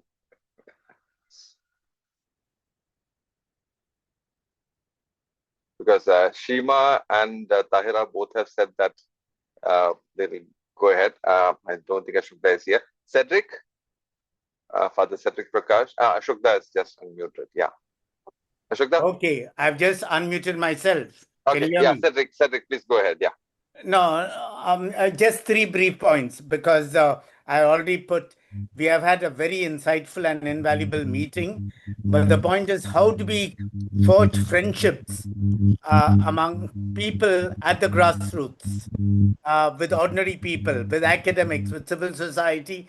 I think we cannot, waiting for these governments, which are, who are, I'm sorry to say, rabid, there are fascists, who are warmongers, who want war, I think will not help. So, fora like this, I think is definitely helpful, and we must enlarge the canvas very much. And I think we should tell the governments, both the governments, that we do not want war. The people of India and Pakistan are one. We are friends, we are sisters and brothers, and that's why we all need to stay united in this endeavor. Thank you. Thank you, Cedric. Thank you very much. Cedric is based in Ahmedabad, Gujarat, and has been a very known name in the battle for communal harmony in one of the war-torn states of Gujarat since 2002. If any of you would like, Ashok, yeah, please. Right, could you hear me? Ji, boliye. Yeah, I don't have much to add. I yet wrote in the chat box. Let me speak in Hindustani. मैं अनुराधा और वीना सर्वर्ट के suggestion से agree कर बहुत agree करता हूँ कि पूरा दायरा साउथ एशियन लेवल पे सोचना चाहिए। ये जो वॉर गेम है इंडिया पाकिस्तान कश्मीर को लेके और अदर इशू को लेके, और ये वॉर गेम और एक इंटरनेशनल माफिया भी इसमें जोड़ रहा है, तो इसको it has to be out in a broader level, South Asian level, because inter-South Asia is suffering for this, and Bangladesh has become almost a part of India-Pakistan conflict now in India.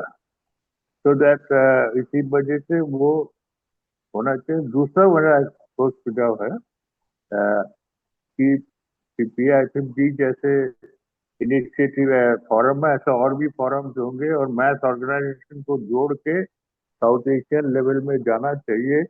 ये काम सिर्फ पाकिस्तान और Indian organisation नहीं कर सकता। जब तक ना साउथ एशियन नेशंस के ऑर्गेनाइजेशन में शामिल हो, it's not possible for, because we are our state rulers have created problem, we are part of that. इस बात को हम उनकी साइकोलॉजी से निकाल नहीं सकते आसानी से, जो बाकी नेशंस में इंडिया पाकिस्तान का प्रॉब्लम वो लोगों में भी देखते हैं। So we have one, and for this I think I would suggest that such platform we have to go back to I grew in the period of the 1960s when there were international anti-war movements based on Vietnam War. Every country was part of the struggle against war and peace, and today that is absent. So it has to be, we try to make it wider and international.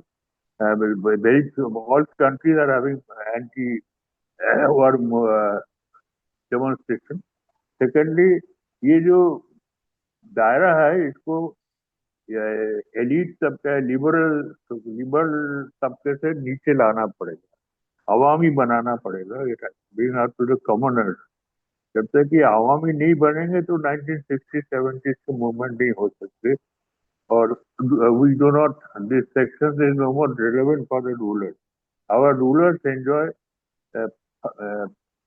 war game, and liberal has become part of that. So unfortunately, things have changed. Now we have to go back to the common people who are facing this crisis, economic crisis, political crisis, existential crisis. तभी हम आगे बढ़ पाएंगे। Thank you. Thank you, Ashok. Thank you very much. Comrade Ashok Chaudhary has been one of the stalwarts of especially the unorganized sector workers movement in South Asia, He has been part of the All India Union of the Forest Working People, and as a founding member and someone who was very instrumental in bringing about one of the first resource rights legislations in India, which is the Forest Rights Act, or what we call as the Forest Rights Act, since 2006, and has been one of the early members of the forum, and has been very active within the workers' movement in India. Thank you very much. We are going to close now. If any of you, have you been able to open the Zoom settings, Arun? Can people switch on their videos? We can. Okay, Yeah. so friends can unmute or switch on your videos. It'll be great to see some of us together. We were sorry that we couldn't do that earlier. We were very, very cautiously operating around this. I would request my comrade Evita to kindly bring up a closure point here. It'll be great to hear you. Thanks, Ashima. Thanks, Arun. Thanks, all the friends who made the the Zoom meeting possible with all of this. Thanks to the Center for Financial Accountability friends who lended us their Zoom, which had a greater number of Zoom participants, so we could have 100+ participants today also. Radha and all the speakers, Naya Saab, Rao, Thank you. Tanvir, everybody. Yeah, thank you very much for being there. Evita, over to you for some. No, you have done it. Thank you, everyone. Thank you for joining. And we hope to kind of meet again. And I think we really wanted that in this part of the meeting that we can actually engage with people from much more newer voices. So we're really happy to kind of have that. I know we really troubled Anuradha and Rita and everyone. We were really after each other's lives. But thank you for being with us and following all these email trails and hoping to meet you all soon. And we also need this kind of conversation, just not one way, but all of us also, if you could come on an email trail or something, where we can also go take forward some of these desires of meeting together, conversations around conventions, conversations around some of these suggestions like Truth and Reconciliation Commissions. I think for that, we need a much more common engagement process. So hope we do that. And thank you very much, all of you, for joining. Hope to see you soon again. Thank you very much for organizing. I can see so many faces that I haven't seen for like years now. Kavarappa, Chima, Anuradha. We met last year, but it seems ages. But really, I'm so glad that you did that. And let's not wait for another disaster to meet. I think we should keep meeting, and that should be our defiance. This is an extremely low-hanging fruit. So the low-hanging fruit is no more in our arm's reach. It's lying on the floor, and we should, we should grab it now. It's high time. Yeah, absolutely. We have had some of the veterans on both sides, like Basanti ji, I can see, Uma Chakravarti, Comrade Uma is here, all of our friends and teachers in this process of being in the peace movement. Thank you very much for being here. Shakil from the Wooler struggle in Kashmir. Shakil has also been there from the very beginning, and thank you, Shakil, for joining us. Shakil has been really on the receiving end too of all sorts of state pressures, unfortunately. But yeah, Shimaji, I just wanted to say that it was wonderful that you added new people, and I would like to suggest some names from Pakistan for the next one. Perhaps as speakers as well as participants. So because up till now we were keeping it kind of safe and restricted, but there are so many more people who we can bring into, which I think would be a nice idea. Yeah, absolutely. More than happy to be on board. Prabirda and Cedric, Denzel, a lot of friends I can see. Nayar Saab, you've been there from the very beginning until the end of the meeting. Thank you very much for that. Sharath, Friends of the Earth India friends, who had also brought out a very important statement when the war was raging as Friends of the Earth Asia Pacific. Yes, so thank you all very much. Sabaji, a special thanks to you from all of us in Hindustan, all the way to the Pasoon Ilaka, and comrade salam to all of you. Thank you, Arun, for holding the fort, and a very, very good night from the side. Bye-bye. Salam Bye, to everybody. Bye. Bye. Good night and salam namaste. Bye-bye. Bye-bye. Good night. Bye. Good night. Bye. Good night.